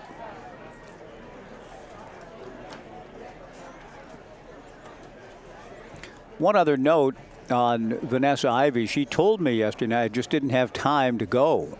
The strike one pitch in the turf, the count 1-1. That exhibit has a semi-permanent home now, the Bend History of Baseball in Bend exhibit, which debuted, I think, about 11 years ago, is still housed now in the Deschutes Historical Museum. So you can check it out on the second floor. A lot of interesting material about the history of the game in the great city of Bend. Katayama Stahl hits one foul to the left and out of play. 1 ball and 2 strikes. Maverick Russell a leadoff walk. Cole Katayama Stahl with a count of 1-2. Cole takes inside from Carter Hess. 2 balls and 2 strikes. If the exhibit stays up long enough, I'll try to get in there and see it. It just sounds like it would be up my alley, looking at the likes of Johnny Pesky and maybe even seeing an old team photograph and finding one Jack Widner. The 2-2 breaking ball inside, ball 3, 3-2. During the float of the river today, I was talking with a friend about if you end up with one teacher in your collegiate experience, one that you remember and still draw upon. There goes Russell, the 3-2 pitch, chopped foul. Spencer Scott, first-year coach for the Knights, makes the play on the carom. 3-2 the count. I had plenty of teachers down the road that I really liked, professors that I enjoyed, but there was one true inspiration, Dominic A. LaRusso, a cousin of the former NBA player Rudy LaRusso of the LA Lakers. But Dominic LaRusso, an interesting man, brilliant man, inspired orator. Walk around giving lectures in 238 Gilbert Hall, I believe it was, just like a character in a movie, walking around quoting Socrates and Quintilian and I, Socrates. The 3-2 pitch hit sharply into right field, base hit. Maverick Russell will stop at second. Zach Carlson gets the ball back in. 2 on, nobody out. Katayama Stahl getting the Knights' 4th hit of the night, and Trey Swigert, the hitter. Trey has walked with the bases loaded and struck out. We would look out the window before class and see Professor LaRusso sitting on a bench down below. We were on the second floor, sitting on a bench out kind of in a garden area, stroking his chin, contemplating what he was going to impart to us in lecture form. I loved it. I mean, it was very interesting to me. Trey Swigert, the batter, up there to bunt, pushes the bunt foul, 0-1 the count. But we were talking about pedagogy, talking about teaching, and if you can end up with 1 or 2 in your life that touch you, you're blessed. You should be grateful. LaRusso did. I'm grateful to have experienced him. I took everything he had to offer. But to have a coach here and there over the years that touched your life and that you remember fondly and even profoundly to some extent, and the impact, Jack Widner is one of those. The strike one pitch, Trey again shows bunt and takes high, and the count 1-1. So that I wish, as I said, that I would have met a Vanessa Ivy earlier to be able to follow through low, however many years later, gone to L.A. on one of the trips, taken a side trip to go visit Coach Widner and say, hey, that Bend thing you were talking about to us back in '71, Coach, you were right. It is gorgeous. Thank you again, Vanessa, for your labors. The pitch to Swigert, a fly ball to shallow right field. Zach Carlson moving in to make the catch. 1 away. That's why Brooke had the bunt on. Coach Knight hoping that Swigert could move the runners. He does get the ball airborne and to right, but not deep enough to advance Maverick Russell. Now Ian Fernandez, the hitter. Ian walked with the bases loaded and lined to center field in the second. 7-0 Knights in the bottom of the 4th inning. Carter Hess peering in to Ryan Vandenbrink. Carter delivers, first pitch breaking ball strike. And again, Carter's done a nice job here. He's given Bend a chance. Eating innings, getting outs, keeping the Knights from running away with the thing. 6 runs in the first, almost the definition of that, but only 1 run since. Trying to put a 0 up here in the bottom of the 4th. 7-0 Knights in this elimination game for Corvallis. The strike one pitch to Fernandez, swung on and missed. 0-2 the count. Easton Amundsen at first, Makoa Sniffen at second, Benji Solano at short, Jack Lafitte at third, Teddy Tokheim in left, Eli Pupo in center, Zach Carlson in right. No balls and 2 strikes to Ian Fernandez. The 0-2 breaking ball down and away. 1-2 to Ian. If there is a tomorrow, and I suspect there will be, but if there's a baseball game tomorrow between the Knights and Elks, it'll be at 6:06, an hour later than usual. The 1-2 off-speed pitch banged off the glove of the shortstop Benji Solano in the hole at short. No play. Everybody's saved. The bases are loaded on the infield single off the end of the bat by Ian Fernandez. A good job by Solano. He was a little frustrated that he didn't make a clean play on the ball, but by getting his glove on it and slowing it down, he prevents Maverick Russell from scoring. Good effort on Benji's part. Antonio Castro, the hitter.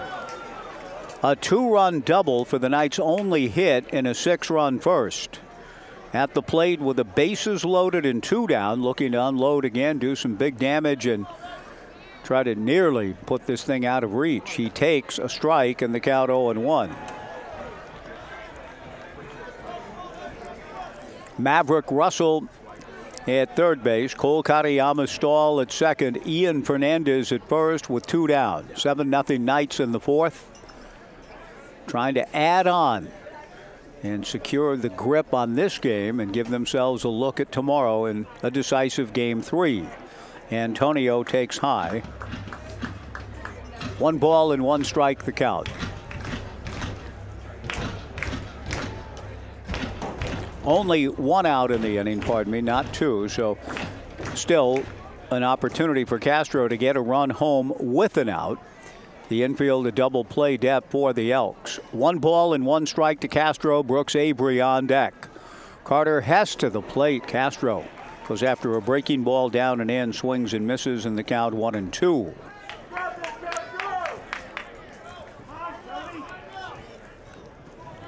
Brooks Avery waiting his turn. Carter Hess again in a position to try to keep his team in the ball game. Delivers to Antonio, who pops it up to shallow center field. Eli Pupo coming in. Maverick Russell will stay at third. Pupo throws the ball back into Amundsen. 2 down, and a good job by Carter Hess thus far. With the Knights looking for productive outs, he has induced a couple of little pop-ups. One off the bat of Trey Swigert to right, here off of Antonio Castro to center. 2 down, the bases loaded for Brooks Avery, who was aboard on an error in the first inning. Got an RBI for his troubles. Single to center and scored last inning. Bottom of the fourth, 7-0 Knights with the bases loaded and 2 down. Carter Hess to the plate. First pitch misses a bit high and inside. Ball 1, 1-0. Brooks turns and inquires something of the home plate umpire Kirk Ordway. 1 ball and no strikes to Brooks Avery. Carter Hess out of the stretch and to the plate. Inside for ball 2, 2-0. Pretty big pitch right here for Carter. He has done a very good job, as I've mentioned, keeping his team in the ball game, at least on the fringe of it. But if he issues a bases loaded walk, that changes the narrative considerably. So a big pitch here. He doesn't want to go 3-0. 9 walks have been issued already tonight by Ben pitching. The 2-0 pitch. Avery, full swing, and rolls it foul past Coach Knight. 2-1 the count.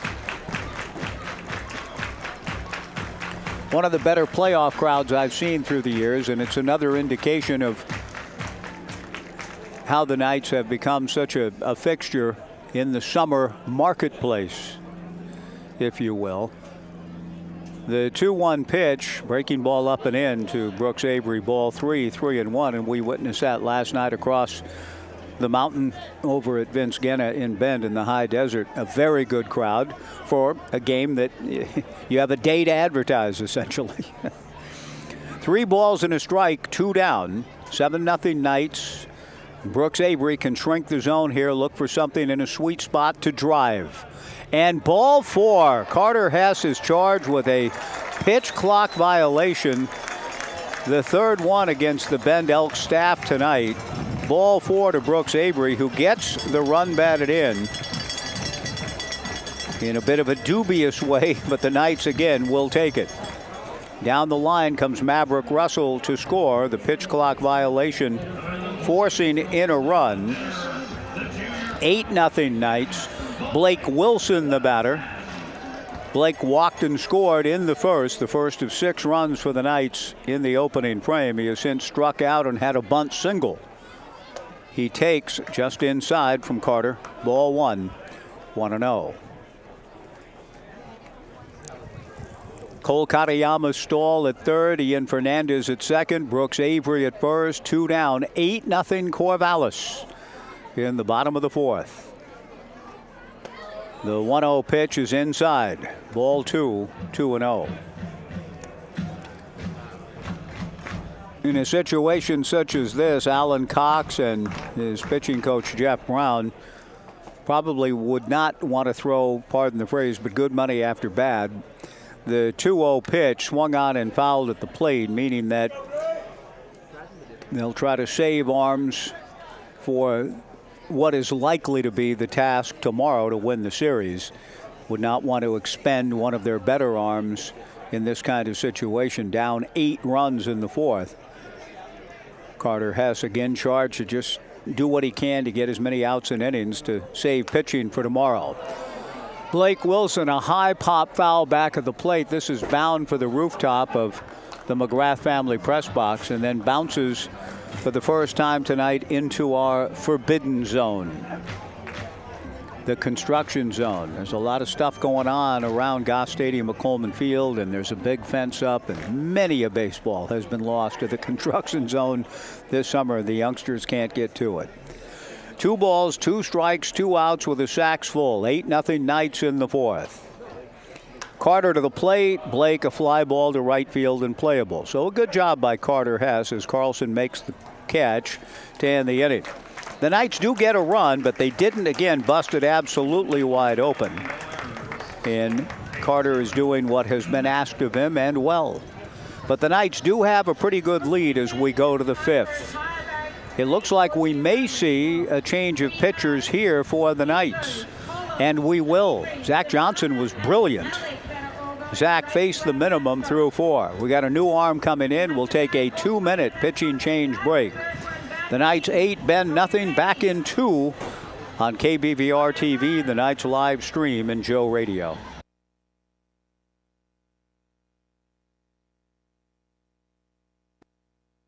Is Bryn Balick. I'm the editor-in-chief, and it is my great pleasure to introduce you all to volume 145, Roots. We've been continuously amazed at how OSU student artists have embraced our theme. We've been trending toward home, heritage, community, connection, and nature.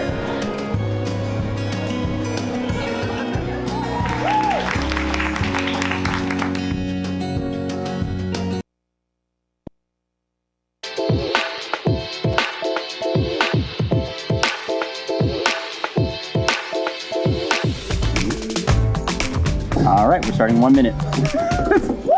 We're going to start from black to cam 5. 2, let's get actually guitar and vocalist left side.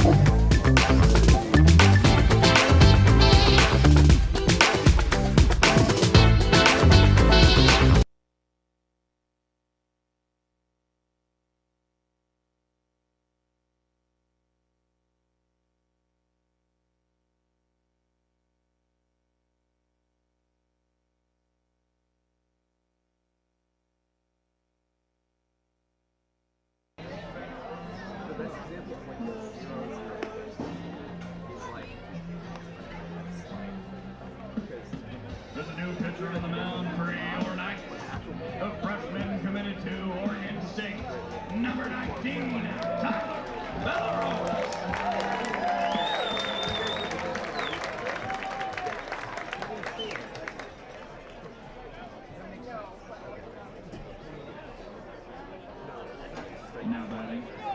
36, Easton Amundsen. Bellerose, the new pitcher for the Corvallis Knights, with a call to the bullpen presented by Wilson Motors. And a very unorthodox defensive alignment for the Corvallis Knights. What with 4 outfielders and nobody at home on the left side of the diamond. The first pitch from Bellerose to Easton Amundsen, high and away. The 1-0 pitch is fouled in front of the Elks dugout. 8-0 Knights in the top of the 5th.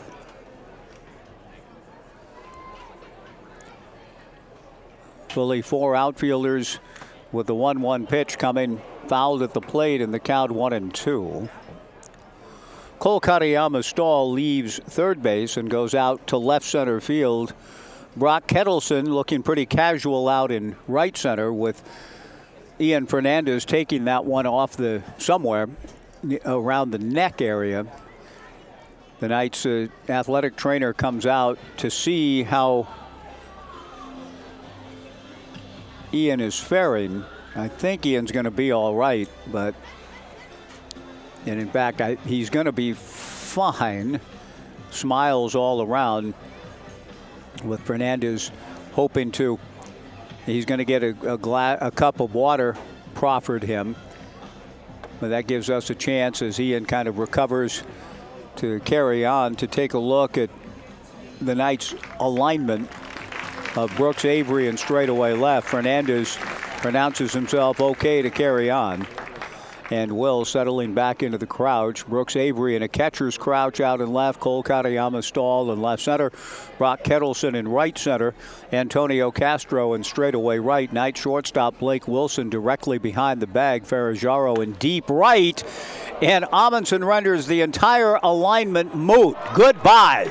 Hammers it over the right field fence. Needed a 5th outfielder stationed out near the railroad tracks. Amundsen crushes it, and Bend is on the board.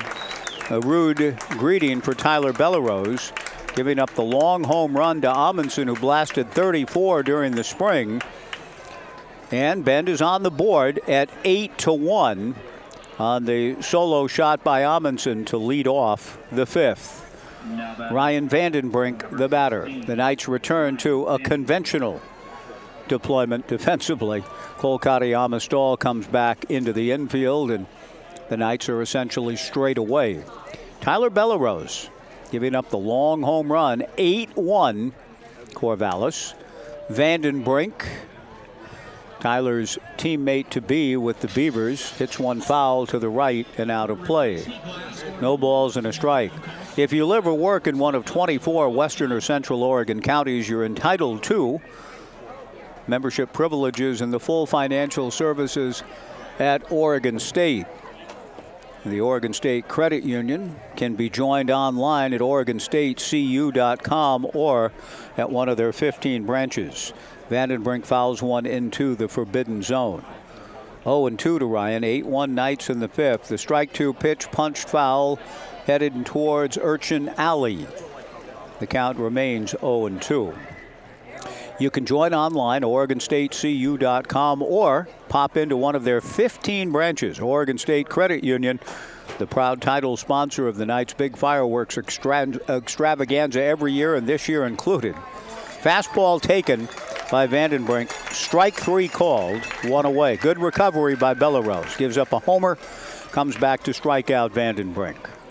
Our thanks every summer, all these years, to Oregon State Credit Union, investing in all of our communities and dedicated to creating financial solutions toward making local lives better. Teddy Tokheim flied to right in the second. Takes the first pitch a little bit high and away. Ball 1, 1-0. Brooke Knight asking, essentially, where it missed. Kirk Ordway just kind of gives him an indication with the hand. The 1-0 pitch popped up to right field and playable for Antonio Castro. Antonio tracks it and catches it for out number 2. And that's the best response. And Tyler Bellerose has a little bit of the, it's not necessarily, he's not quite as stone-faced, stoical. The great Buster Keaton. The 100th anniversary, by the way, of the General, filmed in Cottage Grove, will take place next year. And the following year, I think there's going to be a 50th anniversary of the filming of Animal House in Cottage Grove, the final climactic scene. Lafitte takes a strike, 0-1 the count. 8-1 Knights in the fifth. The 0-1 offering misses down and away. But that is quite a quality that Buster had, the great stone face. And Bellerose is somewhat unflappable in that way. He will show a little bit more emotion on his countenance, great smile and engaging. But he doesn't let anything that happens, the vicissitudes of life, get him down. And this vicissitude here in the inning, a home run from Amundsen. The next pitch fouled into the alley again to the right. Tyler back with a breaking ball and misses up. Ball 2. 2-2 to Jack Lafitte. 2 down, nobody on. 83 degrees still at 8:11 with 43% humidity, blessed with a low AQI of 14. The 2-2 pitch, chop foul past Johnny Kemp. The count remains 2 balls and 2 strikes.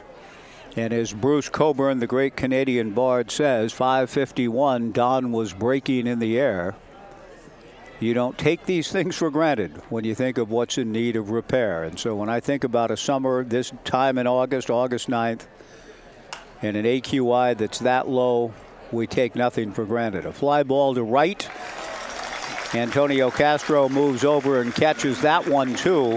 And after the home run, the long clout from Easton Amundsen, Tyler Bellerose shrugs it off and comes back to get the next 3 batters. Last night, 18 in Bend for the AQI, 14 here. And sometimes that's more than just a small source of comfort, but a great source of comfort. It's great to be here tonight, a beautiful night for baseball. We go to the bottom of the 5th inning. It's the Knights 8 and Bend 1 back in 90 on the Knights live stream and KBVR TV and Joe Radio.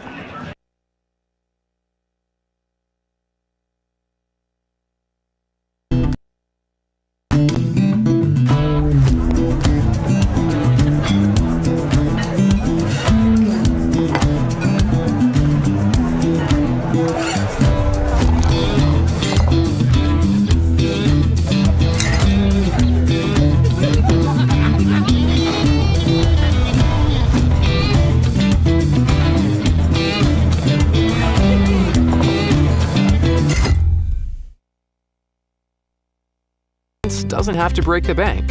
80% of Oregonians received financial assistance through OregonHealthcare.gov last year, and you might qualify too. At OregonHealthcare.gov, you can explore quality health plans from trusted insurers and find one that fits your budget and your needs. Our plans are built with you in mind, so you can compare prices and benefits, no sales tactics included. We're here to get you covered, Oregon.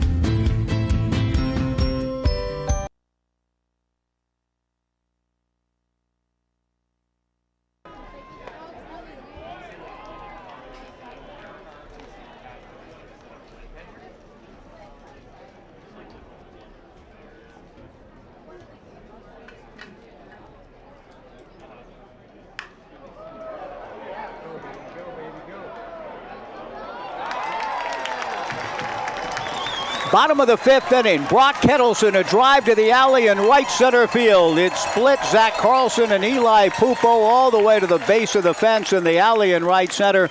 And Brock Kettleson doing his thing again, rounding second and into third base. One of the more exciting plays in the game of baseball, the triple. I know that all humans dig the long ball.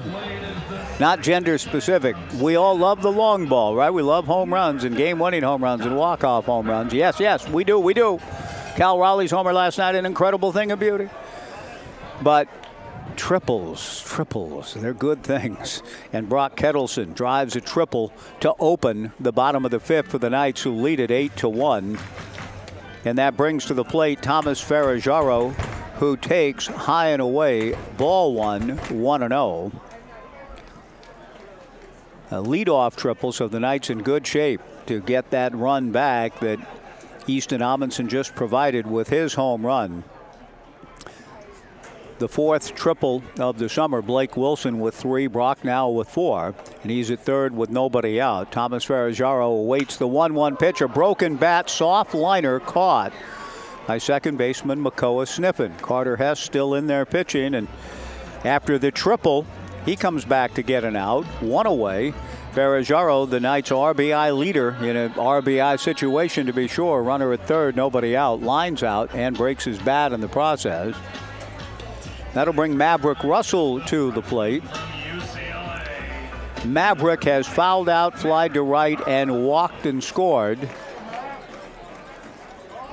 And Carter Hess was ready to go to work on Russell. Maverick had yet to make eye contact with the pitcher, and the home plate umpire, Kirk Ordway, says make sure that the batter has looked up at you and made eye contact with you before you pitch.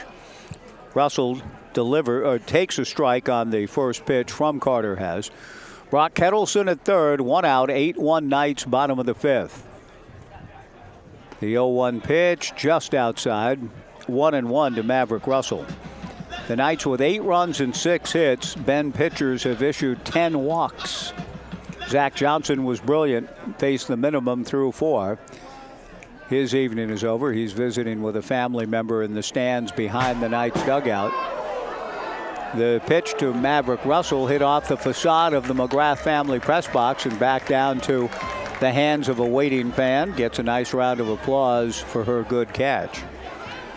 1 ball and 2 strikes to Maverick Russell. The Elks down 8-1, playing their infield back. The 1-2 pitch, a looping fly ball into right center field. Base hit. Maverick Russell picks up the run batted in. Kettleson down the line to score, and the Knights lead it 9-1.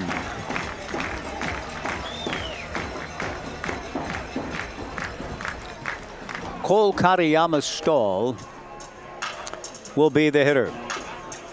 Cole drew a walk with the bases loaded in the first. He walked in the second. Singled to right field last inning. 9-1 Knights here in the bottom of the 5th. Carter to the plate. Fastball misses high and away. Ball 1, 1-0. A left-hander is throwing back of Carter Hess.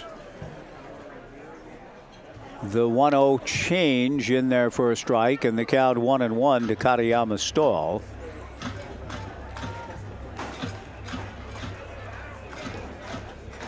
Brooks Avery's dad just came and inquired of me, where's a good place to cool off in the river tomorrow? The 1-1 pitch hits slowly to the shortstop, Benji Solano. He goes to second for 1, on to first, not in time. Cole Katayama-Stahl aboard on the fielder's choice, 6-4, 2 down. Trey Swigert, the batter. That's an interesting question in that I'm in the river as much as I can. It's been limited this summer. And there's some restrictions early on with the hip recovery and all of that, but cleared to get back in, and I've been enjoying it here of late and hope to tomorrow before the ball game, which appears likely tomorrow night at 6:06. If the Knights win this game, they're up 9-1. We'll see you tomorrow night at 6:06 to settle the series. Trey Swigert takes high, ball 1, 1-0. But Brooks's papa asking for just a place to jump in and cool off, which is a little different than how we use the river. We float it and get off at various points. But if you're just looking for one hole to spend time in, Swigert checks his swing on a 1-0 pitch. No swing, says Lance Kreck. 2-0 the count. I have a little more difficulty just giving a simple answer to that. 2 balls, no strikes, 2 outs. 9-1 Knights. The 2-0 pitch to Trey in there for a strike. 2-1.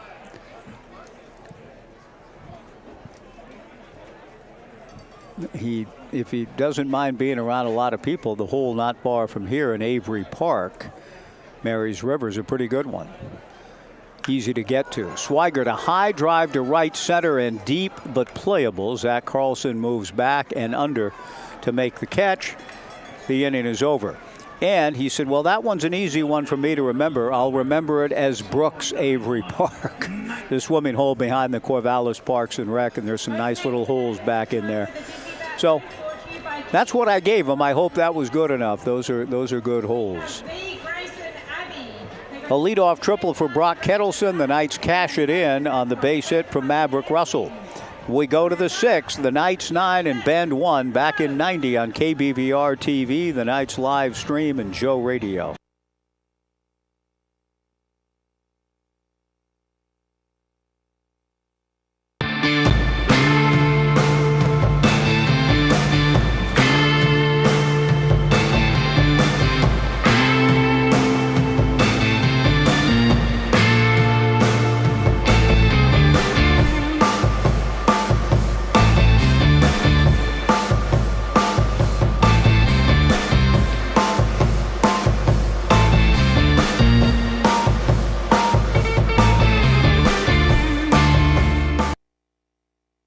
At Eugene Airport, we want to say thank you.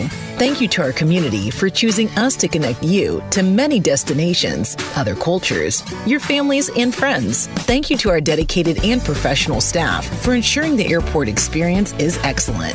And thank you to local residents and businesses for making us who we are. We are proud to serve you, our region, and beyond. Together, we continue to grow and thrive. Thank you for flying local and for flying EUG.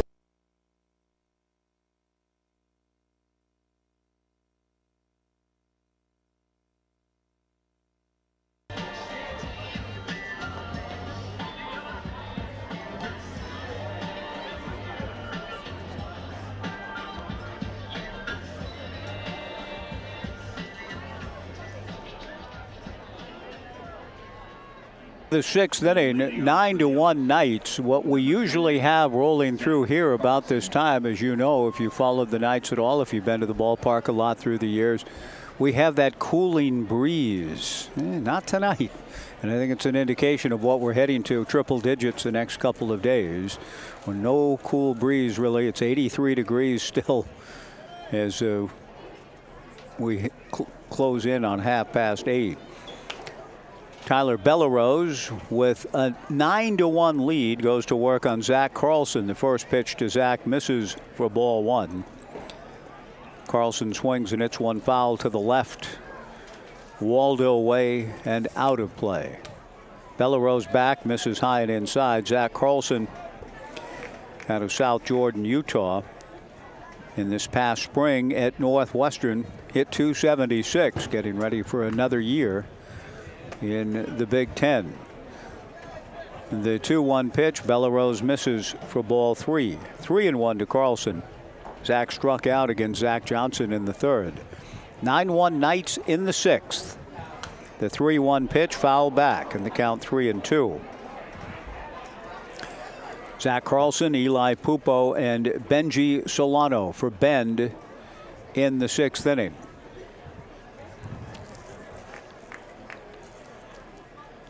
The 3-2 pitch, that is hit Waldo way, in fact, towards Waldo Hall itself.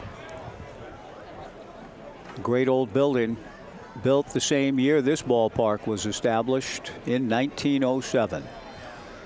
The 3-2 pitch, a fly ball to left field. Brooks Avery moving in and makes the catch. One away. Nice job by Bellerose, falling behind 3-1, and he told me that the biggest thing he's working on as he gets ready to come into the Oregon State program this fall. And it's so nice to see Bellerose with a commitment to his summer league teammates. A young man out of Huntington Beach participating in the Bridge program, as is required for all incoming freshman student athletes. But he asked Mitch Canham, he wanted to keep competing as long as he could and is available to for the Knights in this postseason. He delivers a strike to Eli Pupo. The 0-1 pitch hit Waldo away, out of play. 0-2 the count. So here he is on a warm Saturday night with a lot of things on his plate, continuing his summer with the Knights. The strike 2 pitch, tap foul in front of the Knights dugout. The count remains 0-2. Bellerose said that the biggest thing is, I got to fill up the zone. I don't have the overpowering velo and the filthy stuff, but if I change speeds and can be a strike thrower, I can be a good pitcher. He does change speeds here. The strike 2 pitch in the turf. Ian Fernandez steps in front of the plate and throws to first baseman Trey Swigert for the strikeout. 2-3, 2 down. Benji Solano will come to the plate. Benji has struck out and grounded to second.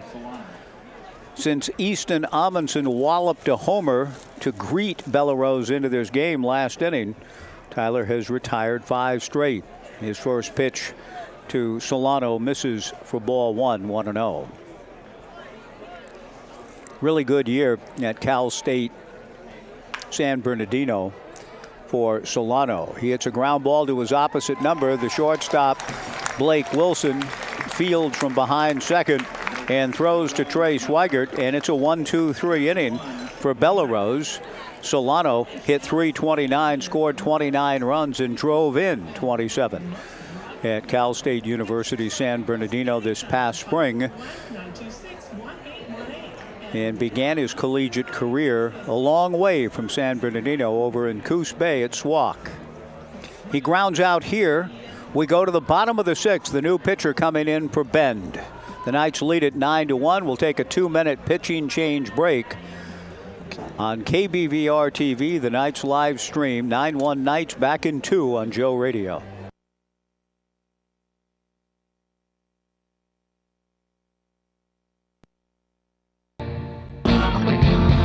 Just to remind you, you are listening to Terrarium Time with me, DJ Chameleon, only on KBVR Corvallis.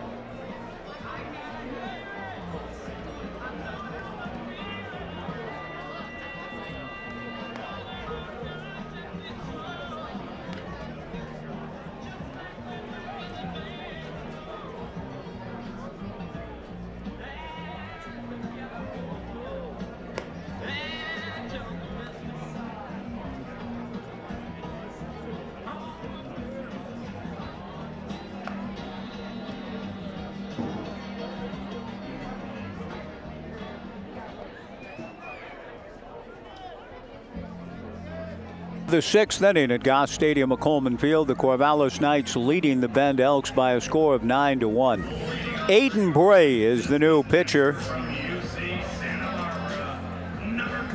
taking over for Carter Hess, who under the circumstances did very well for himself. The game did not get further out of hand. The Knights did kind of, singleton in the 3rd, 1 in the 4th, 1 in the 5th, but after the 6th spot in the 1st, Carter has settled down enough, settled things down enough to keep Bend in the game from a distance, with apologies to Bette Midler. Ian Fernandez takes a strike from Aiden Bray. 0-1 the count. Aiden back to the plate and misses inside the Clue FM song of the game. Now we've got the first base umpire, Tom Purchase, walking over towards Aiden Bray. I'm not sure what. The count goes to 1-1. Purchase saw something in the delivery that he thought was a little untoward, or perhaps not within the rules, and he may be helping to correct that for Aiden Bray here in the 6th. The song Between Innings was something by Van Morrison. I don't know it, but almost anything by him is worth listening to. I've heard the song, but I couldn't name it. I'd need to Shazam it. The 1-1 pitch to Fernandez inside for ball 2, 2-1. Ian Fernandez, Antonio Castro, and Brooks Avery.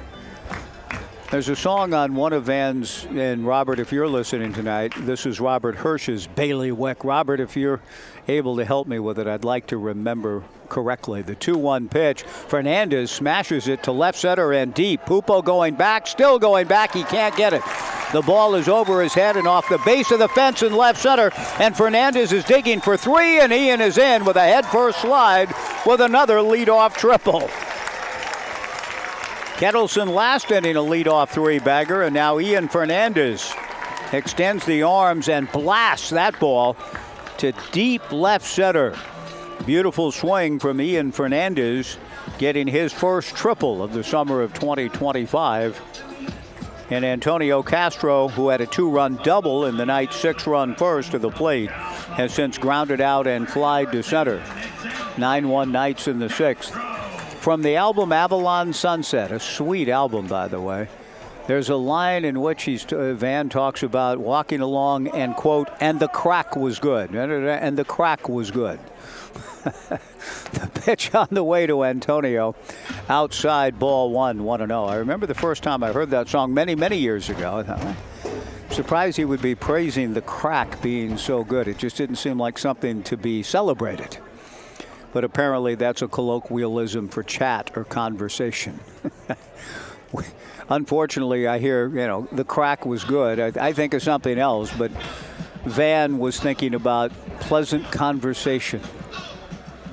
The crack, we were walking and the crack was good. Okay, what song is that? I don't know. I don't have time to look it up. Robert, do you know? It's a sweet little tune, with my misgivings early on notwithstanding. The 2-0 pitch to Antonio Castro, foul back. The count 2-1. A leadoff triple last inning for Brock Kettleson. Brock came in to score on a base hit by Maverick Russell. Ian Fernandez, a leadoff triple to left center here in the 6th. Castro looking for his 3rd run batted in. 9-1 Knights in the 6th. Aiden Bray from the stretch comes to the plate. Castro takes high. And the count to Antonio. 3 balls and a strike. Amanda is bringing me a hot dog, which is very kind of her. Thanks, Amanda. Thank you, young Ben. The 3-1 pitch to Castro hit foul off to the left and out of play. Team play, the ball being handed through Knights fans.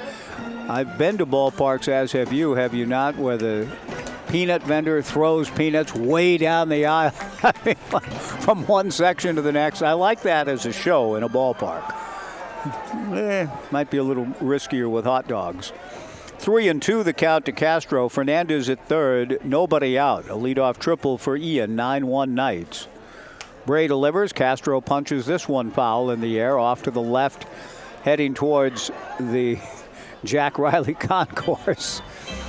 And down the stairwell on that third base side entrance, halfway up the third baseline. The count remains 3-2 to Antonio. It just looks like, looking out of the ballpark tonight on this warm summer night, that the crack is good in the ballpark too. Castro slices one down the left field line, foul, giving chase. Teddy Tokheim not able to chase it down. The count remains 3 balls and 2 strikes. Brooks Avery on deck. My daughter told me recently of finding a swimming hole near Alsea Falls where you can swim through a fall. The water's cold and bracing but glorious. An entire book was written on swimming holes in the state of Oregon many years ago, which we have and have hit a few over the years. Fernandez down the line from 3rd. Castro swings and it's a ground ball to first, which will produce a run. Antonio's 3rd RBI. Fernandez down the line to score on the RBI ground out for Castro, and the Knights lead it 10-1. Brooks Avery will come to the plate. But I could tell from Brooks's dad's question, he doesn't want to, I think he doesn't want to work that hard to go to Alsea Falls in a swimming hole there, or, head up past Foster Lake and some of the great holes up that way beyond Sweet Home. There's some wonderful holes. I can't remember all the names of them, but they're glorious. I think he wants to stay a little closer to home. So what does one tell somebody who asks that? I think Mary's River is fine. There's several nice spots on it. And if you want to get away from the madding crowd, you can find not the one big hole that everybody goes to, but there's others through the trails that you can find where you've got a little bit more privacy. Brooks Avery swings, and it's a fly ball to center field. It'll drop in front of Eli Pupo for a base hit. Brooks Avery, a one-out single. 10-1 Knights. It appears more and more that we're going to have a chance to gather again tomorrow night for a decisive Game 3. The Knights, tonight anyway, are making the home field advantage pay off. Yes, they went across the mountain and had it handed to them by the Bend Elks last night before a large and enthusiastic crowd at Vince Genna, but have come back home tonight in an elimination game and have done their part to keep their season alive. Brooks Avery goes. The pitch is high and the throw is not in time. Brooks Avery with the stolen base. He hasn't been caught in 33 attempts this summer. And that may be, if the Knights get another run home, Brook Knight is taking nothing for granted. He needs to win the game to play again into tomorrow, but the Knights may shut the run game down pretty soon. They lead it 10-1 in the 6th. Brooks is going to third. He'll get there without a throw. Brooks Avery has been running wild all summer and steals second and third, giving Blake Wilson an opportunity to pick up an RBI. 10-1 Knights in the 6th. Alan Cox keeps his infield at normal depth. The 1-1 pitch to Blake Wilson misses down and away. Ball 2, 2-1.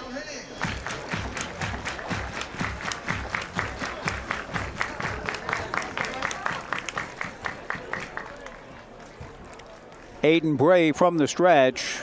Brooks Avery, a sprinting lead, puts the brakes on about a third of the way down the line, trying to distract Aiden. The 2-1 pitch from Bray misses for ball 3, 3-1. Aiden's namesake spoke to reporters after the scrimmage today, and Trent Bray is thrilled about the progress his second team at Oregon State is making in fall camp.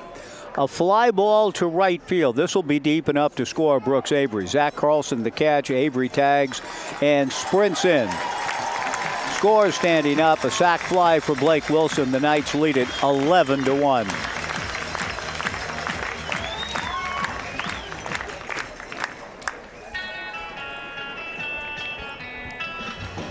Two down in the inning. The Knights plating both runs with outs. And that'll bring Brock Kettleson to the plate.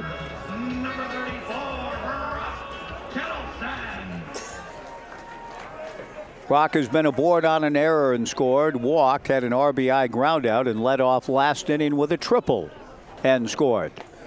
He swings and misses. 0-1 the count. 11-1 Knights, bottom of the 6th. Van Froling, the likely starter for the Corvallis Knights in the winner-take-all game tomorrow, which I think most of us are planning on at this point. A high pop foul off third. Jack Lafitte comes over in front of Brook Knight and the third base coaching box to make the catch and end the inning. The Knights get two more. They've scored in every inning save the second. They set the tone with a 6-run first.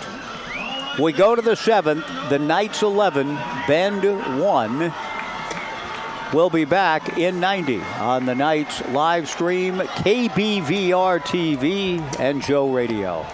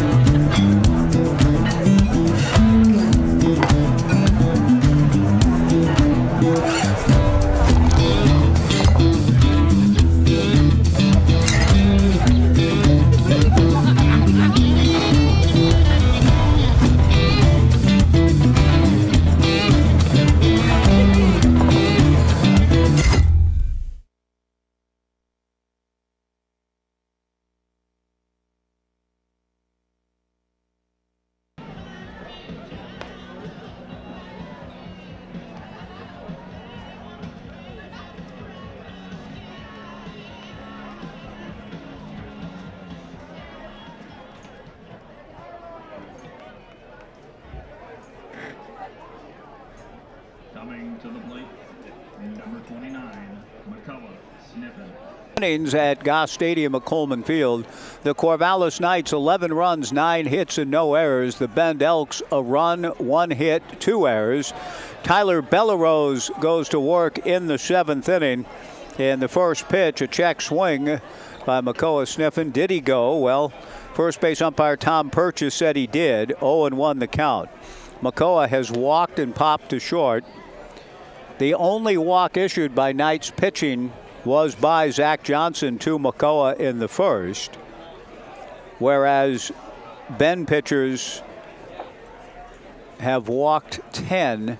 Ian Fernandez needs a moment after that pitch. He takes, he adjusts his mask, and I'm not sure if something got into his eye, but he again puts the mask, yanks it back on, settles back in. 1 ball, 1 strike to McCullough. 11-1 Knights. In the top of the 7th, Tyler Bellerose still in there and misses high and away. Ball 2, 2-1. McCullough Sniffen, Andrew Graham, and Easton Amundsen. The 2-1 pitch hit sharply to third, speared by Katayama Stahl. Throws across to Trey Swigert, who maintains contact with the bag on a good stretch. 1 away.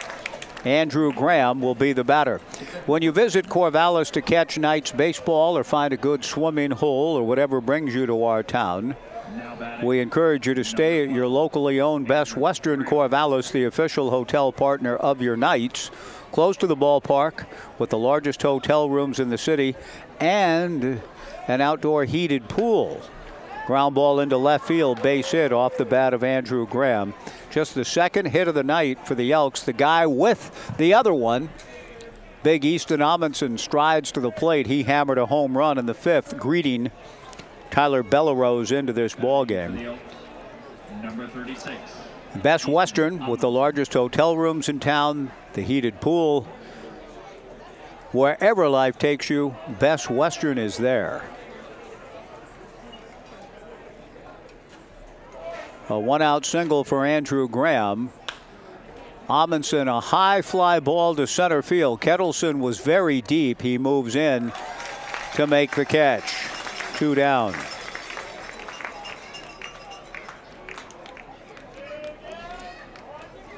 We'll see a hitter for Ryan Vandenbrink here for Bend. Now We'll see. Number 24, Noah Batenko.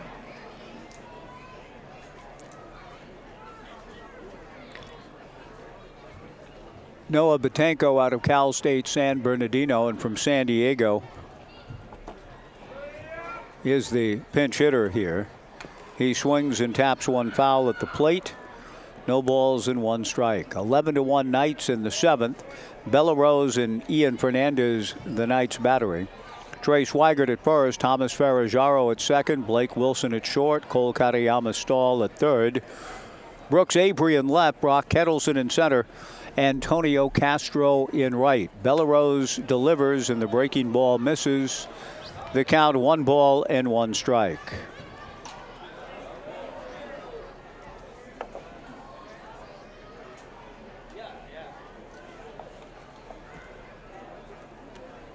Tyler set, looks over at Andrew Graham. Chopper back of third, backhanded by Katayama Stahl. Off balance throw to first on a hop, in time for the out to retire the side. A tremendous play by Cole Katayama Stahl. Going to his right to backhand and quickly got something on the throw for out number 3, and the Elks are gone in the 7th. Tremendous play by Cole. No runs, a hit. The fans rise into their feet. Some were up already to cheer the play by Cole. We go to the bottom of the 7th inning. Playoff baseball presented by Pioneer Connect. The Corvallis Knights 11, Bend 1, back in 90 on the Knights live stream and Joe Radio.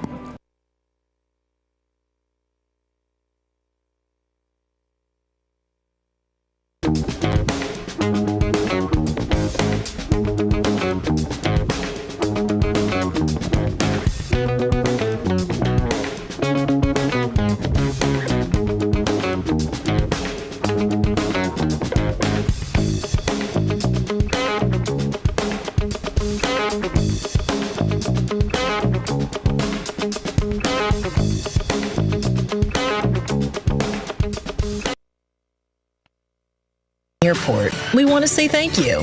Thank you to our community for choosing us to connect you to many destinations, other cultures, your families, and friends. Thank you to our dedicated and professional staff for ensuring the airport experience is excellent. And thank you to local residents and businesses for making us who we are. We are proud to serve you, our region, and beyond. Together, we continue to grow and thrive. Thank you for flying local and for flying EUG.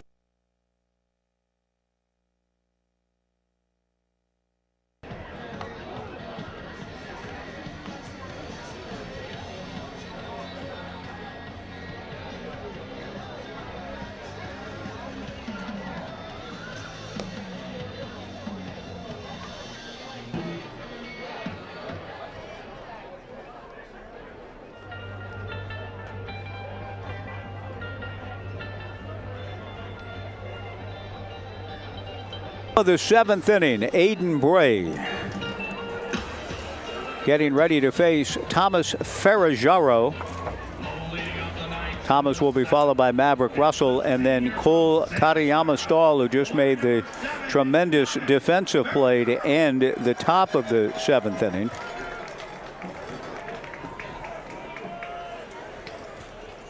The left-hander Bray to the plate and delivers a first pitch strike. 0-1 the count. Thomas has walked and scored, flied to left, lined out,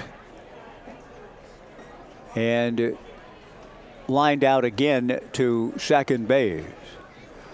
Bray's strike one pitch misses high. 1 ball and 1 strike to Ferrajaro.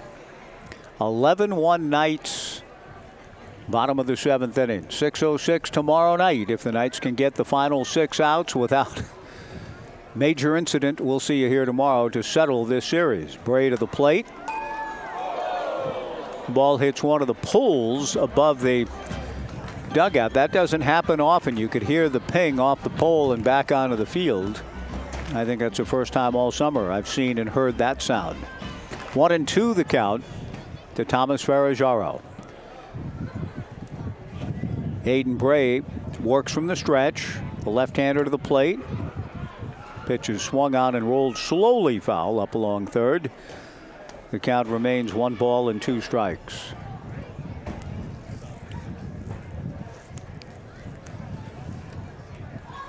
Ben Crockett was showing me a photograph of Edmonton's ballpark tonight.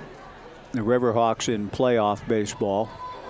Sold out. It looks 8,000 to 10,000 strong. The 1-2 pitch, very high, ball 2, 2-2. Just a magnificent photograph, a still shot that he took off of a YouTube video, I think. But wow, what a big hit West Coast League baseball has been in the great city of Edmonton. You know, AAA ballpark, the city skyline in the background, magnificent shot. The 2-2 pitch swung on and missed. Strike 3, 1 away. The breezes have finally come our way. It's the first time tonight. They're a little late, but they are familiar, and they're blowing out towards left center field and pretty strong. Of a sudden, we were still all evening long, and I need Jim's paperweights that he was kind enough to bring because things are starting to blow around. The warm wind blowing the stars around. I think there's going to be some sort of meteor shower. I need Jim Galvin to let me know. He always did, about what was going on in the skies. I miss Jim on a lot of levels now, and just thought he was away for a while. Well, he's away. I'm not going to see him anymore, at least on this plane again.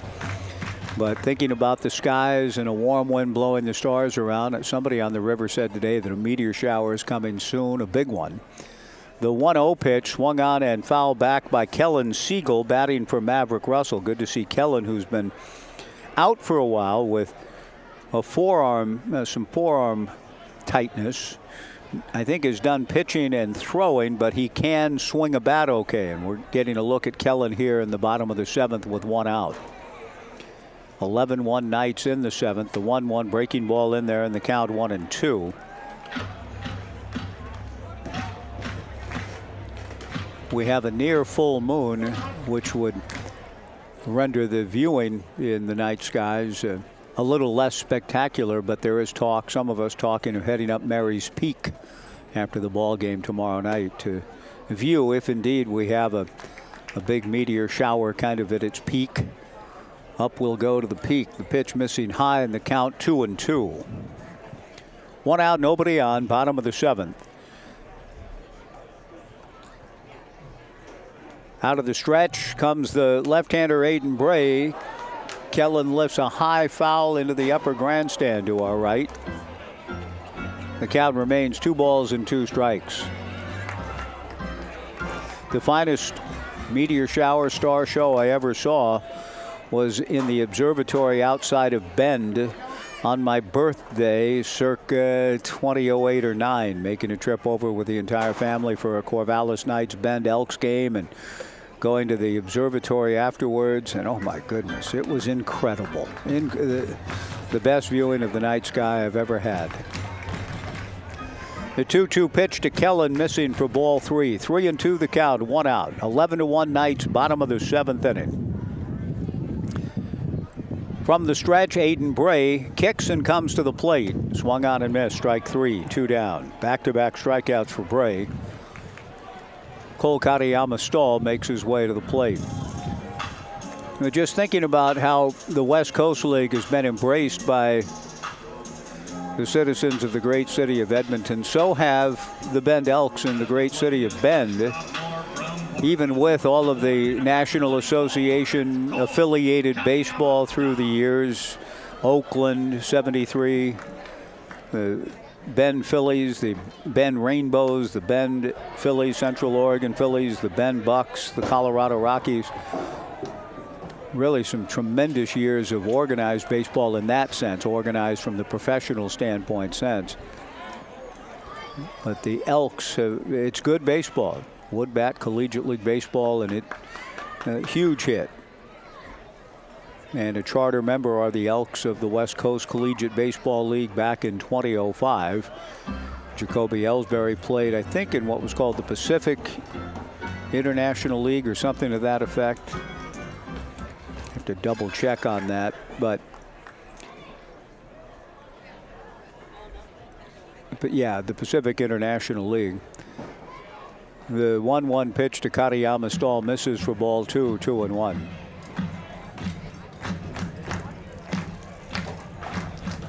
And it's, you can drive yourself crazy. Well, what if this didn't happen or that? The whole sliding doors phenomenon and how life could have taken different turns. The 2-1 pitch hit foul off to the left towards Waldo Way. 2-2 the count, but the Pacific International League served the city of Bend well in that, with the stadium nearly bulldozed. A Save Our Stadium campaign saved beautiful Vince Guenna in 2000.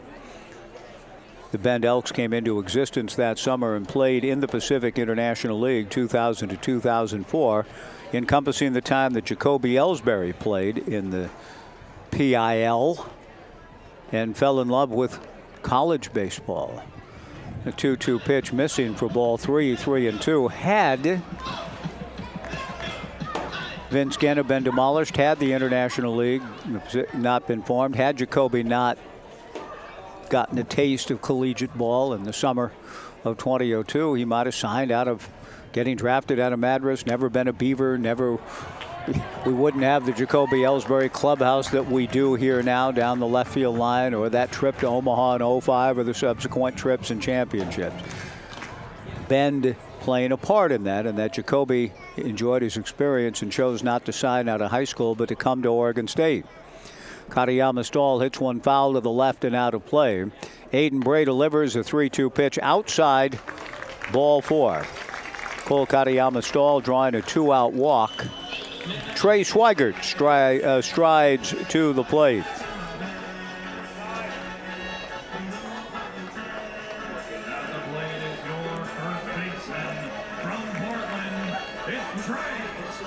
The 11th walk issued tonight by Bend Elks pitching. A reason the Knights are comfortably in front, part of it anyway, 11-1 in the bottom of the 7th. Aiden Bray to the plate. Big swing and a miss by Trey. 0-1 the count.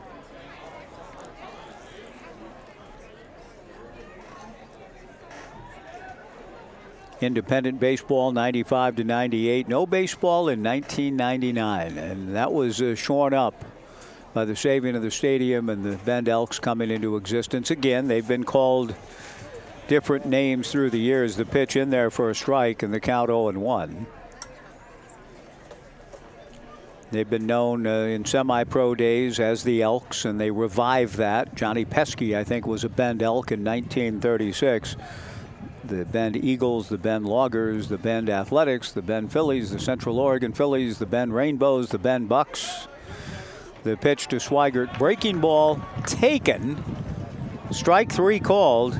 The inning is over. And again, Trey just kind of hangs around at the plate, and it's kind of hard for him to believe that he's been rung up again on a cold third. But the inning is over. Aiden Bray strikes out the side. No runs, no hits, and 1 left. We go to the 8th. A new pitcher coming in for the Knights. We will take a 2-minute pitching change break as we close in on ensuring a decisive winner-take-all game tomorrow. The Knights 11, Bend 1, back in 2 on the Knights live stream and Joe Radio.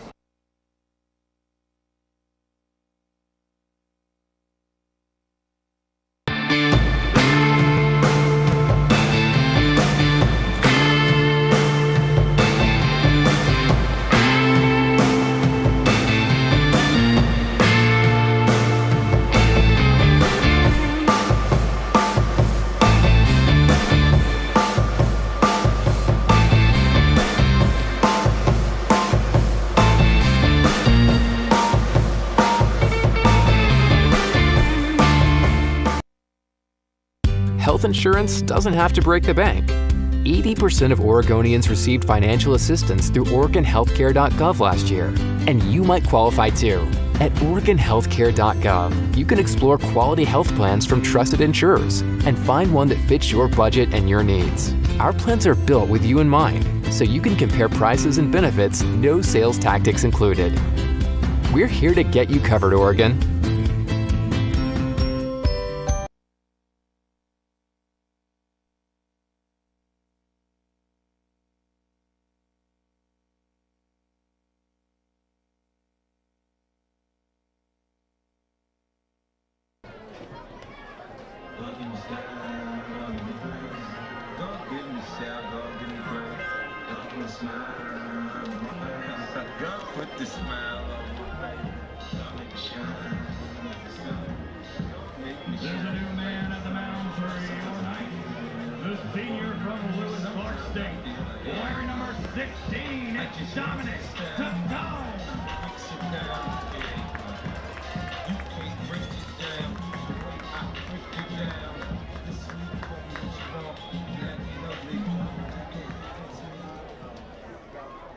Now batting, number 21, Teddy Tokai. Top of the 8th inning, 11-1 Knights. Dominic Titone takes over on the mound for Corvallis. And his first pitch misses a little bit outside, ball 1 to Teddy Tokai. 11 runs, 9 hits for the Knights, a run, 2 hits. The run coming on a long home run by Easton Amundsen for Bend. The 1-0 pitch from Titone is low. Ball 2, 2-0. Teddy Tokheim, Jack Lafitte, and Zach Carlson, the scheduled hitters.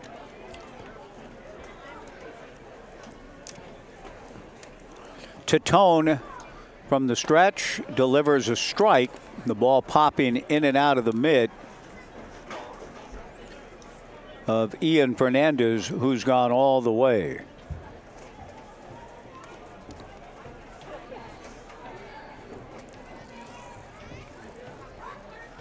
Titone back to the plate, swung out and missed. That evens the count at 2-2. The Knights pitching has been tremendous tonight. Zach Johnson faced the minimum through 4 and set a really good tone. Tyler Bellarose allowed the long home run to Amundsen, but was very good. Other than that one swing, the pitch to Tokheim rolled foul outside of third. The count 2-2. Brooks Hatch has just delivered unto me the results of former Knights players and former Oregon State players in the major leagues tonight. Drew Rasmussen was brilliant last night in what turned out to be a no decision. Cal Raleigh blasting a 3-run home run last night, not off of Drew, but in the bottom of the 8th to send T-Mobile Park into near delirium. The 2-2 pitch high and away from Dominic, ball 3 to Tokheim, 3-2 the count. And Raleigh hit another one tonight. He and Julio Rodriguez on back-to-back pitches homered. What an incredible year for Cal Raleigh. Thank you, Dominic. Coney Island is the tune I was seeking from the great Van Morrison. Coney Island. Good song. 3-2 pitch hit foul. The count remains 3 balls and 2 strikes. Trevor Larnach didn't play for the Twins. Brooks Lee went 1 for 4. Kansas City beat the Twins 2-0. Adley went 0 for 4. The Athletics beat the Orioles 11-3. DeTone's 3-2 pitch is high, ball 4. Dominic DeTone issues a leadoff walk to Teddy Tokheim. Jack Lafitte will come to the plate. Unless we have a hitter. No, we don't. Jack is hitting for himself. Stephen Kwan went 1 for 5 in the Guardians' 3-1 victory over the White Sox. Michael Conforto 1 for 1 with a run scored. The LA Dodgers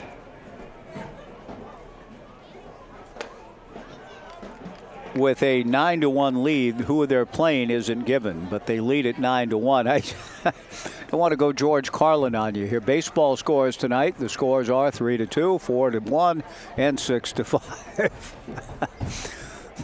But that's about what I did with that Dodgers score. The 1-0 pitch, a line drive, base hit to right field. Antonio Castro does not get the baseball back in. Our pregame show guest, Quinn Dufort, does. Quinn now out in right field. Jack Lafitte with a base hit. That brings Zach Carlson to the plate. On the hit, Teddy Tokheim stops at second. Antonio Castro tonight with 3 runs batted in. Brooks Avery with an RBI, a couple of runs scored, 3 stolen bases.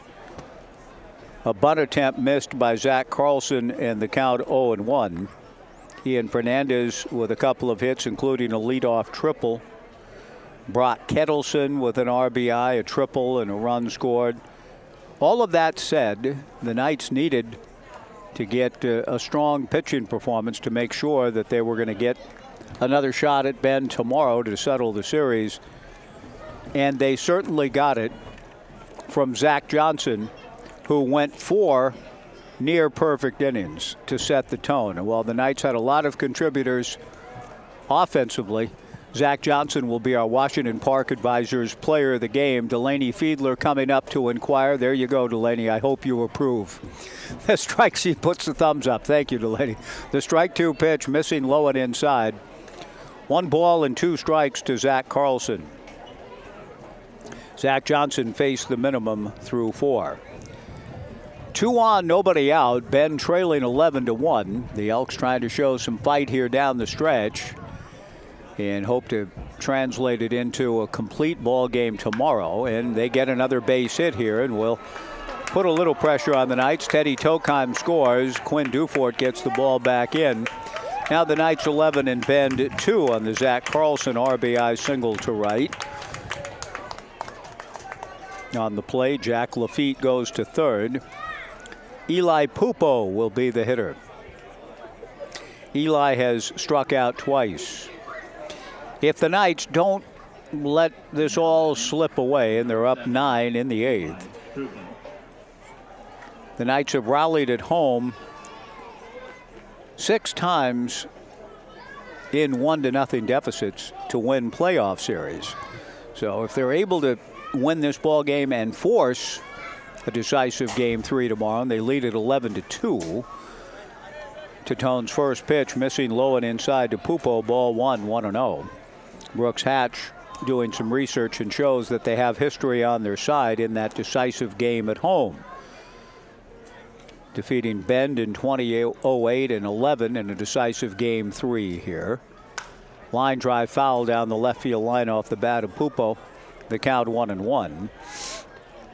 Against Yakima in 2017, 2021, and 2022 after losing the first game, rallying to come back to win, and then against Cowlitz in 23, they won titles in all of those years. In spite of spotting the opposition game one in a playoff series in 2008, 2011, 2017, 2021, 2022, and 2023. They hope that, again, history serves them well tomorrow. If they get there, they're up 11-2. The 2-1 pitch to Tone misses for ball 3-1.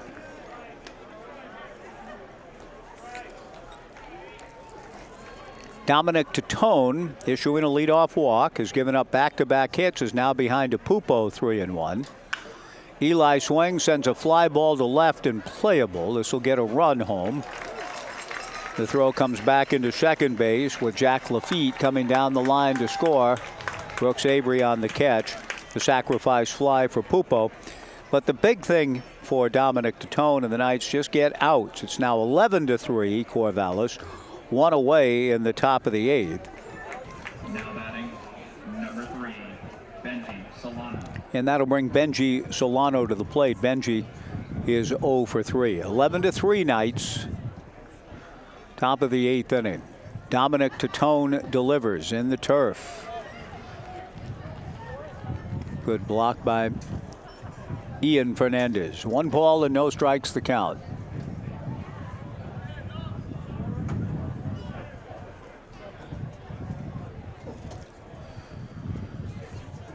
Dominic from the stretch, the lefty to the plate, swung on and missed. 1-1 to Benji Solano. Good to see Micah von Schimmelman in the house tonight. Micah informed me that he is playing bass for the band The Brook and the Bluff out of Nashville and starting to make their mark. I like the name. The pitch on the way, swung on and missed, and the count 1-2. The Brook and the Bluff. 1-2 the count with 1 out, top of the eighth inning. 11-3 Knights, scoring 6 runs with just 1 hit. 6 walks in that 6-run first inning. A fly ball into shallow center field and trouble. Going out, though, to make an incredible over-the-shoulder catch. Blake Wilson, 2 down. What a play by Blake. The Knights, the last couple of innings, have had sterling defensive plays. Cole Katayama's stall to end the 7th. Blake Wilson snaring that foul fly ball over his shoulder, back turn to the plate. Tremendous play for the 2nd out of the inning. Makoa Sniffen, the hitter, has walked, popped to short, and grounded to third. 2 outs in the inning. The pitch from Dominic in the turf for ball 1, 1-0. Sidney Pointer, our correspondent on many things, and Beavers in the Bigs, says that Cal Raleigh hitting his 44th tonight. The record is 48 for home runs by a catcher. A broken bat. I mean, that thing is shattered. Swung on and fouled by Makoa Sniffen.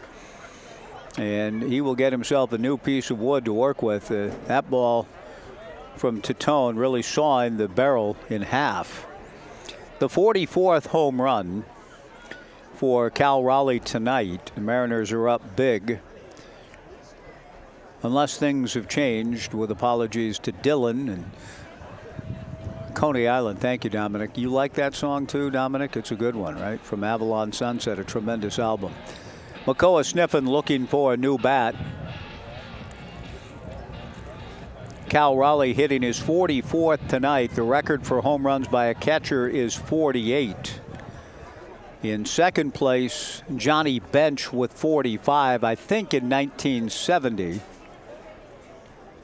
Yogi Berra said as Bench Yogi was the previous record holder for home runs by a catcher in a season.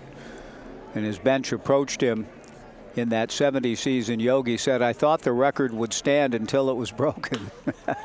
The 1-1 pitch whacked into left field by the diving Blake Wilson for a base hit. Makoa Sniffen getting a single to left. Zach Carlson into second. Andrew Graham, the batter, 2 on and 2 out. It has not been the best of frames for Dominic Tatone. He'll be in a better frame of mind if he can get the final out here with the damage limited to 2 runs. Bo Kearns hasn't made a visit yet, but Dominic perhaps will hear from Bo if anything else occurs in the inning in the form of a base hit or a run. Andrew Graham fouls one into the forbidden zone to my right. No balls and a strike. I can't remember the name of that catcher who hit 48. That was not that many years ago. 48 home runs by a catcher. Whom. The strike 1 pitch in there for strike 2 to Andrew Graham. Johnny's 45 and 70 stood a long time until 4, 5, 6 years ago when a catcher hit 48. Cal Raleigh appears to be on his way to breaking home runs by a catcher in a season, now at 44. The strike 2 pitch, a fly ball to right field. Quinn Dufort drifts over and back a few steps, makes the catch. The inning is over. Bend shows some life offensively. They get a couple of runs on 3 hits in the inning, no errors. The Elks leave 2. We go to the bottom of the 8th. The Knights 11, the Elks 3. We'll be back in 90 on the Knights live stream, KBVR TV, and Joe Radio.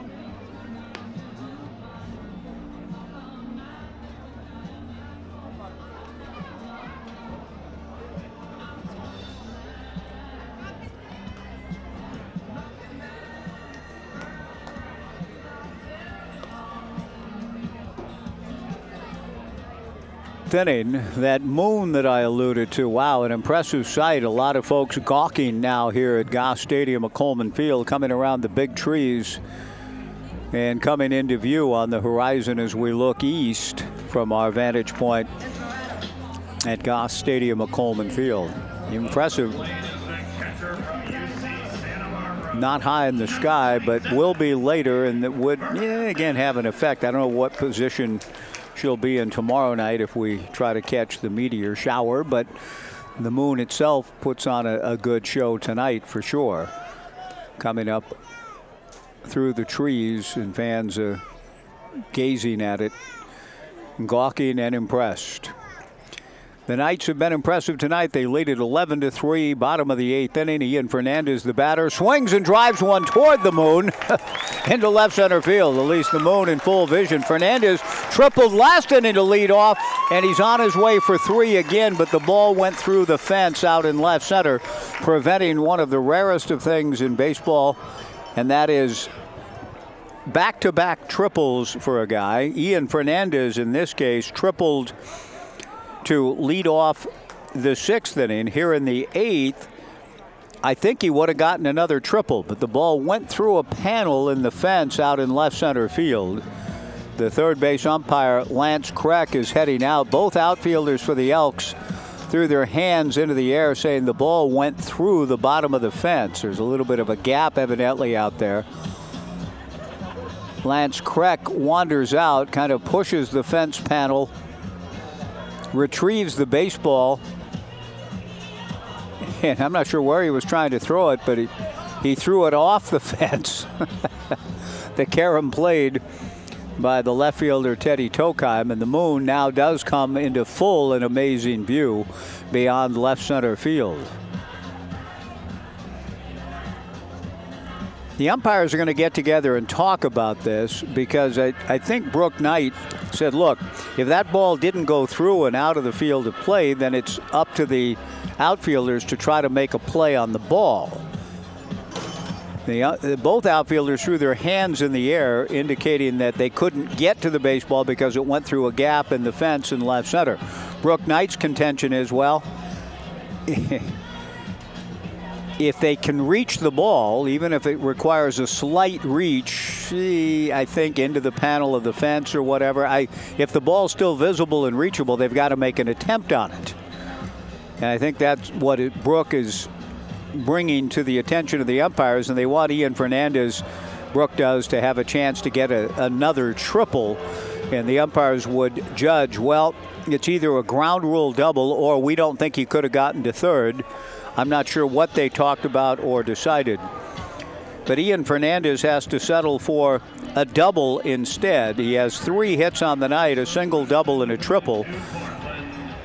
I don't think he's going to get another chance to hit unless the Knights go on a barrage here in the bottom of the 8th, so no chance for the cycle, but that's impressive. A single, a triple, and a double for Fernandez. Quinn Dufort, the batter, took over for Antonio Castro.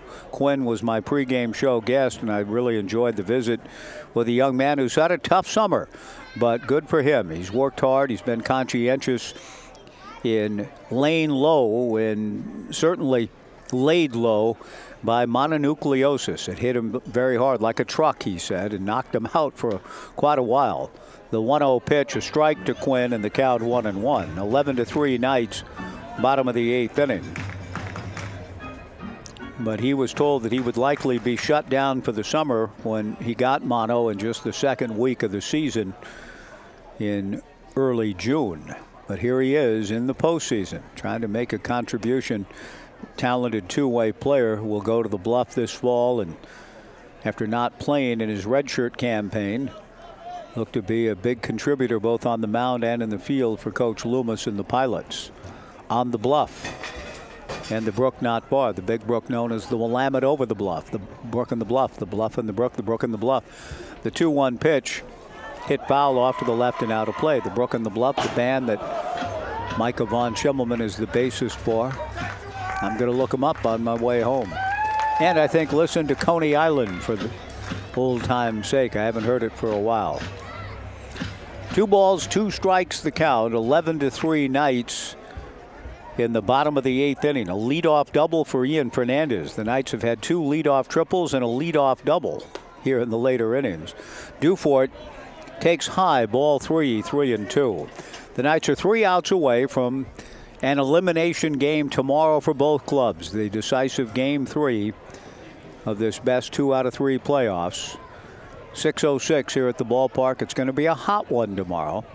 The 3-2 pitch, Quinn swings and hits it foul, Waldo way, and it actually stays in the yard into the upper grandstand, and a bunch of youngsters over there, part of a crowd tonight of 1,043, a really good number for a playoff game. 1,043 here at GA. Aiden Bray delivers a 3-2 pitch, a ground ball to second. Throw to first from Makoa Sniffen gets Quinn Dufort. 1 away, Brooks Avery, the hitter.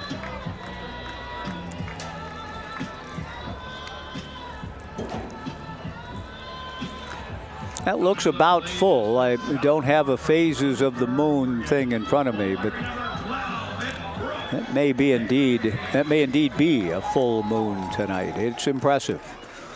Glorious sight as we look out above the left center field fence to the east at about 20 after 9 o'clock on this 9th of August. Brooks Avery takes ball 1, 1-0. a poignant day for me in my life as a fan, this date. I remember the news, and it gave me pause when I heard it. The 1-0 pitch, Avery swings and it's one foul towards the Omaha room to the right. 1 ball and 1 strike. Don Sutton, the late and great Don Sutton, saw his major league career end on this date, August 9th of 1988. Sutton, after being on the DL for the only time in his career, late in his career. Brooks Avery hit by a pitch and will trot down to first. Aiden Bray hitting him, bringing Blake Wilson to the plate. Don Sutton pitched in a game for the Cincinnati Reds. Came off the DL, pitched in a game for the Reds, one more game in the big leagues, and then the Reds released him. I think it was all sort of pre-planned. Look, you're going to get one more game. You'd only been on the DL once in your incredible career. You come off, you'll pitch, and we're releasing you, and that's what they did. August 9th, 1988. But I remember when I heard the news on the radio or somewhere driving around, the radio, they weren't necessarily talking about backup quarterbacks in the NFL, actually talking a little bit about baseball in August in '88. And the baseball news was that Don Sutton had been released. And you know how I didn't drive off the road. It wasn't that dramatic, but I paused while driving and said, oh my goodness. Because the very first game I saw, the first baseball game I ever saw, Don Sutton pitched in, June 17th of 1966. Blake Wilson taking ball 1. 1-0 the count, 11-3 Knights, bottom of the 8th inning. 2 on with 1 out. So from June 17th to 1966, the arc of Sutton's career and life. I watched him at Dodger Stadium the first time I saw a baseball game. He gave up a 3-run home run to stretch to Willie McCovey. I cried most of the way home. McCovey beat me 4-1. Gaylord Perry got the win, and I cried. If not all the way home, a lot of the time, and my dad trying to comfort me. I was 7. A throw to first, and back to the bag dives Brooks Avery. Brooks shouldn't be running now. I don't think he's going anywhere. Runners at the corners, 1 out, 11-3 Knights in the 8th, but Aiden Bray doesn't want Brooks to take advantage of him as Aiden saw Brooks do the last time. Blake Wilson swings and fouls it back, the count 1-2. From June 17th of 66, seeing the rookie Don Sutton, to hearing the news 22 years later that he'd been released. In a moment, I thought about all of his life, my own. It was a poignant moment. August 9th, 1988, when the career of Don Sutton came to an end. The 1-2 pitch on the way. Blake, a drive to left field and pretty deep. This will get a run home. Teddy Tokheim back to make the catch. Tagging up and scoring from third on the sacrifice fly is Ian Fernandez. An RBI sac fly. Blake Wilson gets it done, and the Knights lead it 12-3. 2 down in the bottom of the 8th. Brock Kettleson, the batter. Brooks Avery at first. The Knights with 6 runs in the first, a run in the third, a run in the fourth, a run in the fifth, 2 in the sixth, and now 1 here in the 8th. 6:06 tomorrow night. Van Froling, the likely starter for the Knights, and he will try to pitch the Knights into an encounter with Portland on Tuesday at Walker Stadium at Lentz Park. If the Knights win tomorrow, that would be their destination. It would be a happening, no doubt, with the Pickles fans coming out in full force to cheer on their beloved Portland club. The first pitch, a strike to Brock Kettleson, 0-1 the count. Bray delivers a slow roller to short. Fielding the baseball is Benji Solano. Throws to first to get Kettleson. The Knights get another run for good measure, and we go to the top of the 9th inning. Under the full moon, we'll see a new pitcher coming in looking for the final 3 outs as we approach 9:30 on a very pleasant Saturday night here in the Mid-Valley. It's going to be a hot one tomorrow when the Knights and Elks settle the series, but we hope you'll come out. The fans have enjoyed the atmosphere tonight, to be sure. 1,043. Hoping to see It looks like Michael Singleton trying to bring the final 3 outs home. At the end of 8, the Knights 12, Bend 3, back in 2 on KBVR TV, the Knights live stream, and Joe Radio.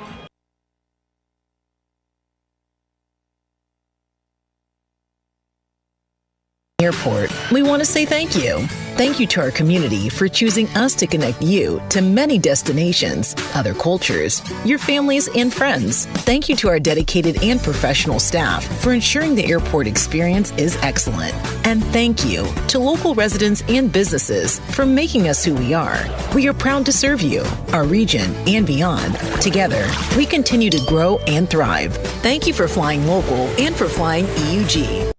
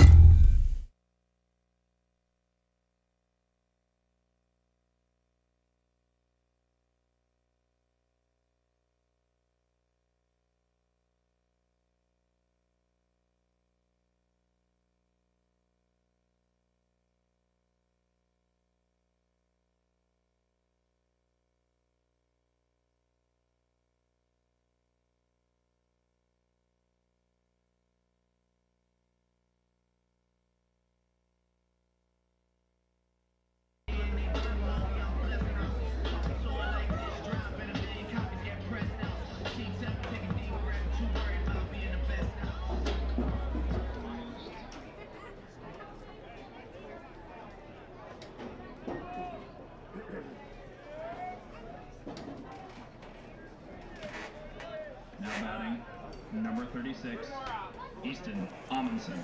Easton Amundsen defied the 4 outfielder alignment when he came to the plate back in the 5th inning. He hit one over the right field fence a long way out. The Knights go back to the same strategy, nevertheless, leading 12-3 in the top of the 9th. Michael Singleton out of George Fox delivers to Amundsen, who swings and fouls the first pitch back. 0-1 the count. Singleton's 0-1 pitch pulled sharply foul in front of the Bend Elks dugout. The count 0-2. Amundsen has struck out, had the monstrous home run to right, and flied to deep center. Brock Kettleson, legs crossed, arms folded out in center field. A very casual look out there as Michael Singleton gets ready to come back to the plate with the 0-2 pitch. Misses high, ball 1-2. Kettleson is always at the ready, though. We shouldn't misconstrue what appears to be kind of a nonchalant, casual posture on his part as not being ready, or like Ted Williams going through swings out in the outfield between pitches. Amundsen fooled the off-speed pitch, swung on and missed, strike 3. Good job by Michael Singleton to strike out Amundsen for the first out in the top of the 9th inning.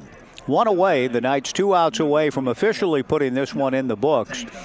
In a very real sense, the game felt over back in the first inning when the Knights scored 6 to take a commanding 6-0 lead, and they have cruised throughout tonight. Up 12-3, 1 away. The batter is Noah Belanco. Noah getting his second at bat of the night, grounded to third, and an excellent play back of third by Cole Katayama-Stahl. 2 tremendous defensive plays tonight by the Knights' left side of the infield. Katayama-Stahl in the 6th inning. In the 7th, I should say, and then Blake Wilson in the 8th. Singleton misses again. Ball 2, 2-0 to Belanco. Michael delivers a 2-0 pitch, runs down and in. Ball 3, 3-0. 6:06 tomorrow night. Van Froling, the likely starter for the Corvallis Knights, as the Knights and Elks will settle this thing in a decisive Game 3. The 3-0 pitch is outside, ball 4. Belanco drawing the walk here in the 9th inning with 1 out. Teddy Tokheim, the batter. Teddy has flied to right twice, walked and scored. 21. What's that? Tokine. Okay, well, you can. Out of the stretch works Michael Singleton, the right-hander out of George Fox. Fastball in and out of the mid of Ian Fernandez. Ball 1, 1-0. Who are you saying that to? Well, I've got a young man asking me who I'm saying it to. I'm saying it to KBVR TV, the night's live stream, and to 1240 Joe Radio. So it's on the radio, it's on a YouTube broadcast. Here, oh my goodness, look at Bo Kearns. Singleton delivers, and Bo Kearns with a dead sprint. Something you might see at Hayward Field in the Olympic trials or the championships. That fast. To get out to the mound to say, look, stop, enough. And he sprints back. A little bit like George Herbert, striking the board and crying, no more. Herbert said, I strike the board and cry, no more, I will abroad. Well, in this case, he struck the top of the dugout steps and ran out and said, no more. If you throw any more balls, I will abroad. The 2-0 pitch, high and inside, ball 3. Now, Singleton's not out there saying, I think I'm just going to throw a bunch of balls. I mean, sometimes the message can be almost oppressing, not that Bo's an oppressor, but now Singleton knows that he may not be long for the game if he keeps putting people on, and the 3-0 pitch is ball 4. Back-to-back walks issued by Michael Singleton after he got a strikeout to open the inning. That's the fastest I've ever seen Bo Kearns get out to the mound. Shades of Pat Casey back in the day. I've seen Pat sprint out a few times in the earlier years in his tremendous era here. If a pitcher with a lead was putting people on. And so now Jack Lafitte, the batter, after back-to-back walks. Singleton, I think, can get back on task now. It might have been a little off-putting for Michael to get the kind of visit that he did. It may have shook him up just a little bit, and I think that was Bo's intent. Look, I'm coming, and I got a message, and it's throw strikes. You're up 9 runs in the 9th. The strike 1 pitch is another well-pitched baseball. Hit foul off first into the Omaha Room grandstand, and the count 0-2. It may have been a bit of a lost cause with Tokine, but I think the message, I know it was delivered, and I think it's gotten through to Singleton after walking Tokine. He's ahead to Lafitte. No balls and 2 strikes. Singleton ready, the strike 2 pitch, a fly ball to center, and there you go. That's what Bo Kearns was looking for.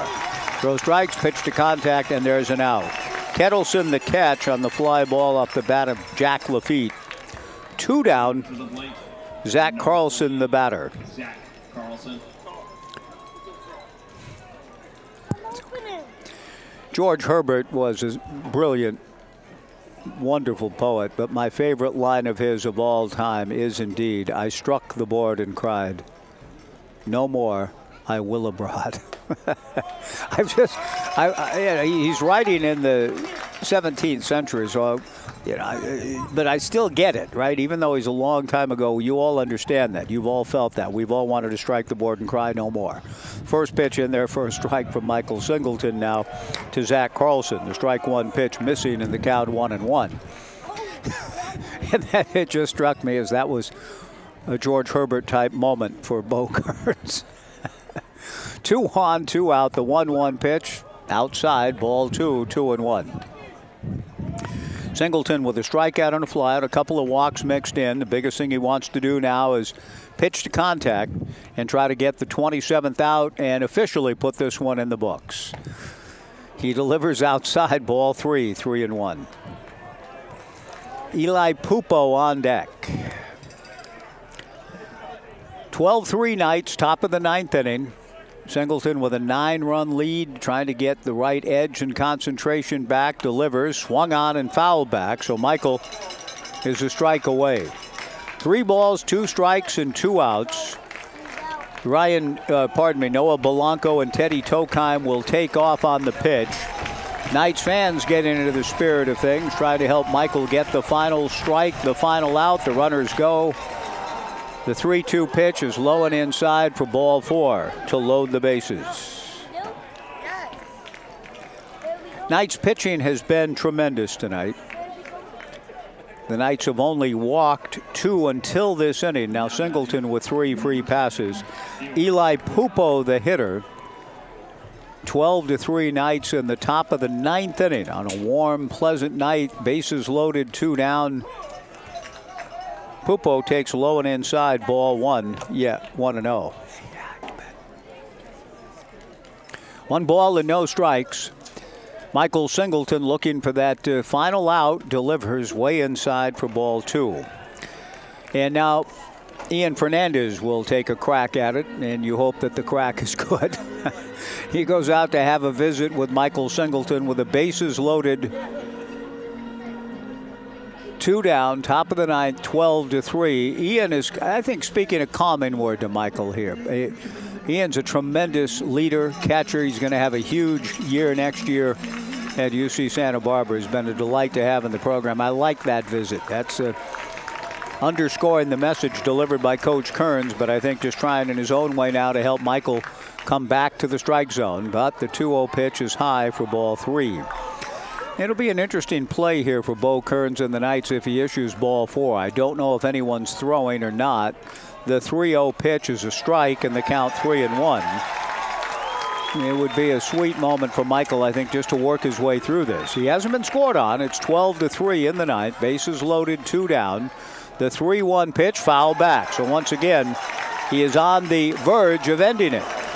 The runners will go on the 3-2 pitch with 2 down. Noah Belanco from third, Teddy Tokheim from second, Zach Carlson from first. 12-3 Knights in the 9th. The 3-2 pitch pulled, foul. And the count remains 3 balls and 2 strikes. It's possible that Eli Pupo swung at ball 4, but he'd love to put the ball in play, drive in some runs, feel a little bit better going into tomorrow. Another 3-2 pitch is fouled away, off to the left and out of play. The count remains 3 balls and 2 strikes with the bases loaded and 2 down in the top of the 9th. Belanco from third, Tokheim from second, Carlson from first, Singleton from the stretch. The runners go. The 3-2 pitch, a fly ball to left field. Brooks Avery is there to make the catch. And how about that? Michael Singleton puts up a 0. And the Corvallis Knights keep their 2025 season alive, their championship hopes alive. After losing last night in Bend, they come back and defeat the Bend Elks tonight soundly, 12-3, and that sets up a winner-take-all game tomorrow. Game 3 at 6:06. Going to be a hot one, maybe triple digits tomorrow, so whatever swimming hole or means of cooling yourself off you find, we hope that through the end of it all, you'll come back and join us and cheer on the Knights as they try to win this South Division Series and then play for the South Division Championship in Portland on Tuesday. Brooke Knight is visiting. Thank you, guys. Are you related to a player? We are not. Oh, no, we okay. went tonight and visit them off the corner. Okay, hang on just a second. So I'm going to hang on just a second. I'm saying game of the season last night, came over here tonight, and will stay the night, I hope, and be back tomorrow for the champion. Nope, are you going home? I did the same thing yesterday. I drove over, called the game, and came back, so I know that trip. Hang on just a second. The Knights do play their way into the championship game of this series tomorrow. They defeat the Bend Elks 12-3. Thanks to all of you for tuning our way tonight. KBVR TV, 1240 Joe Radio, and the Knights YouTube channel. We'll be back at it tomorrow night at 6:06. Again, our final score, the Knights 12 and Bend 3 under the dazzling, beautiful full moon on a warm night, 80-plus degrees. A great place to be, and we're going to do it again tomorrow night. The Knights 12, Bend 3. We'll settle it tomorrow at 6:06. Thanks for joining us on the Knights live stream, KBVR and Joe Radio. So long, everybody.